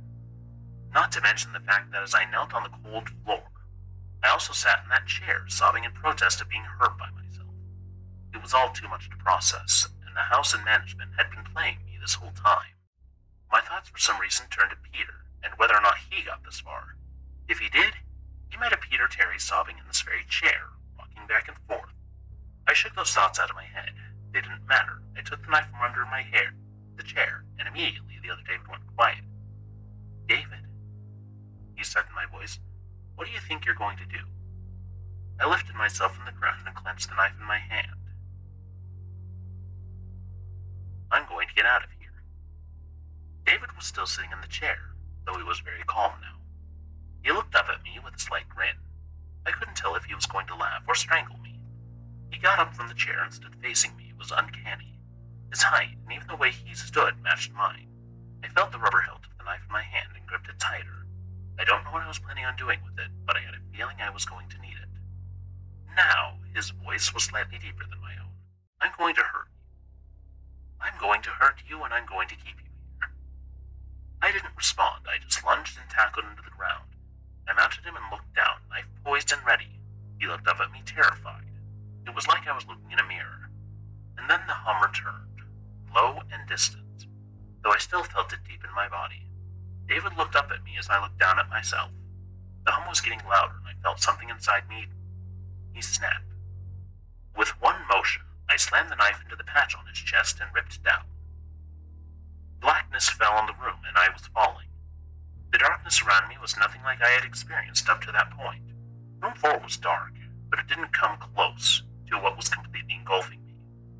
I wasn't even sure if I was falling. For a while, I felt weightless, covered in dark. Then a deep sadness came over me. I felt lost, depressed, self-harming behavior. The sight of my parents entered my mind. I knew it wasn't real, but I had seen it, and the mind has trouble differentiating between what is real and what isn't. The sadness only deepened. I was in room 9 for what seemed like days. The final room, and that's exactly what it was. The end. No end house had an end, and I had reached it. At that moment, I gave up. I knew I would be in that state forever, accompanied by nothing but darkness. Not even the hum was there to keep me sane. I had lost all senses. I couldn't feel myself. I couldn't hear anything. Sight was completely useless here. I searched for a taste in my mouth and found nothing. I felt disembodied and completely lost. I knew where I was. This was hell. Room 9 was hell. And then it happened. A light. One of those stereotypical lights at the end of the tunnel. I felt the ground come up from below me, and I was standing. After a moment or two of gathering my thoughts and senses, I slowly walked towards that light. As I approached the light, it took form. It was a vertical slit down the side of an unmarked door. I slowly walked through the door and found myself back where I started. The lobby of No End House. It was exactly how I left it. Still empty. Still decorated with childish Halloween decorations. After everything that had happened that night, I was still wary of where I was. After a few moments of normalcy, I looked around the place, trying to find anything different. On the desk was a plain light envelope with my name handwritten on it. Immensely curious, yet still cautious, I mustered up the courage to open the envelope. Inside was a letter, again, handwritten. David Williams, congratulations, you've made it to the end of No End House. Please accept this prize as a token of great achievement. Yours forever, Management. With the letter were $500 bills. I couldn't stop laughing. I laughed for what seemed like hours. I laughed as I walked out of my car, and laughed as I drove home. I laughed as I pulled into my driveway. I laughed as I opened the front door to my house, and as I saw the small 10 etched into the wood.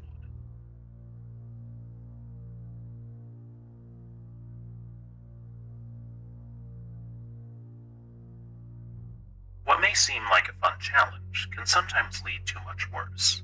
I doubt the protagonist of this tale would agree that the trauma was worth it.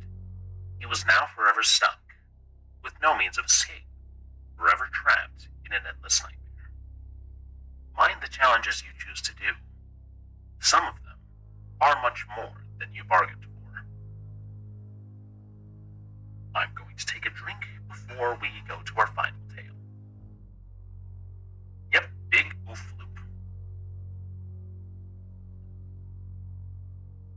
But yeah, Dizzy, I'm sorry if I haven't been really responding to chats. The way we've been running things is for the sake of making sure to keep up the intended vibes for our little Campfire Tales thing. Also, I'm going to go ahead and snooze that ad break that it says is coming up, because I think I have enough snoozes to reach all 3 of them. Alright. Our final tale for this evening involves music.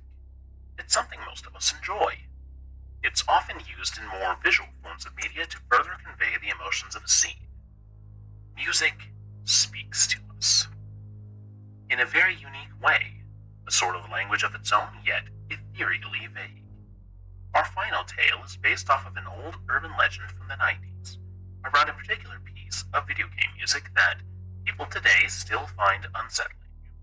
We close our Campfire Tales this year with Lavender Town Syndrome, an old, anonymously written internet story.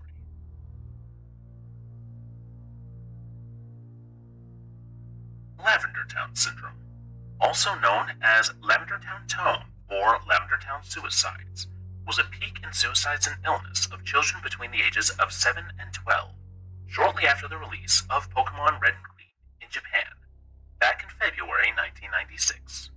Rumors say that these suicides and illnesses only occurred after the children playing the game reached Lavender Town, whose theme had extremely high frequencies that studies showed only children and young teens can hear, since their ears are not fully developed. Due to the Lavender Tone, at least 200 children supposedly committed suicide and many more developed illness and afflictions. The children who committed suicide usually did so by hanging or jumping from heights. Those who did not acted irrationally and complained of severe headaches after listening to Lavender Town's theme. Although Lavender Town now sounds different depending on the game, the song had to be edited.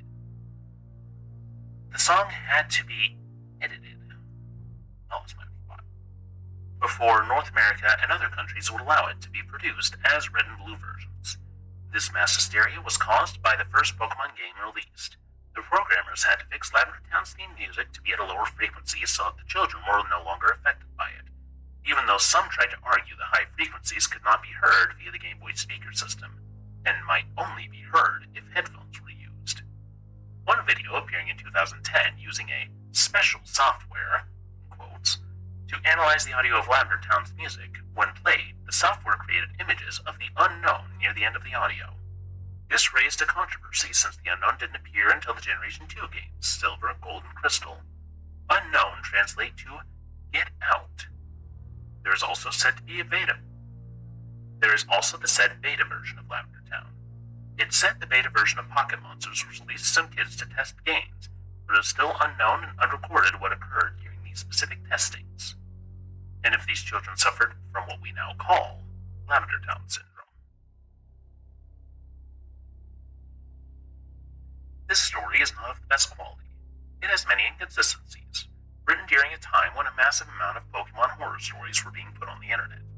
For a while, there was an old urban legend that Japanese children fell mysteriously ill after hearing the song. This has been disproven. However, the power of music has been tested, and sometimes one should be mindful of what one listens to when in a heightened mental state. This concludes the 2025 Corvid Communications Campfire Tales. I hope you've enjoyed tonight's broadcast. We will return to the Just Chatting screen to reiterate announcements and raid out. Have a good evening.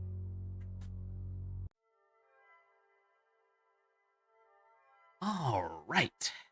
Thank you, everyone, for joining us this evening. I'm going to go ahead and put this away since Little Cawthorn is in bed now.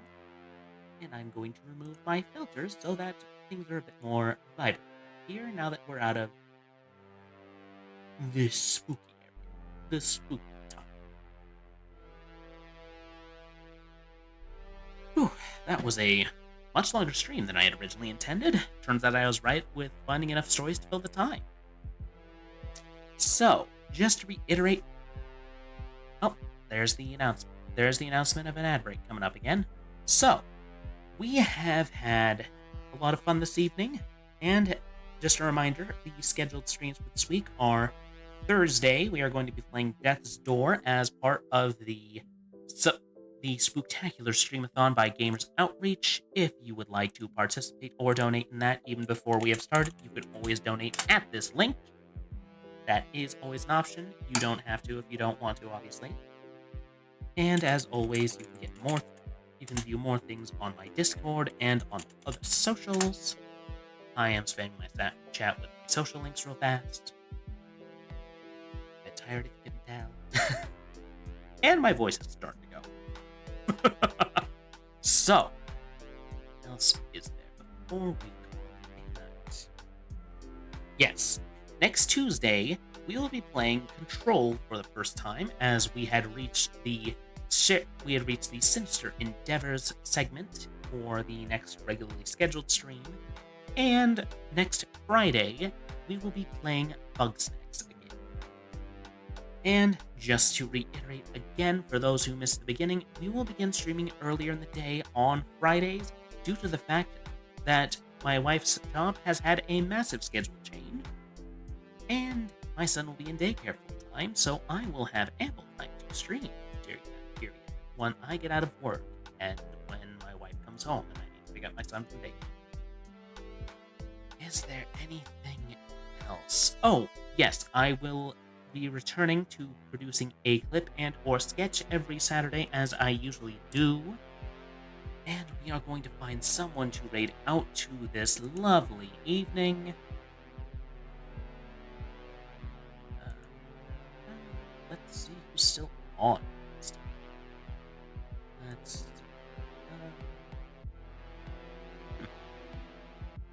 Looks like just Sarby is on, and considering they're playing Pokemon Legends and what our last story was, they seem like the perfect person to raid out to this evening. Alright, thank you everyone so much for watching. I hope you all enjoyed yourselves, and as always, at Corvid Communications, we won't leave you eating crow.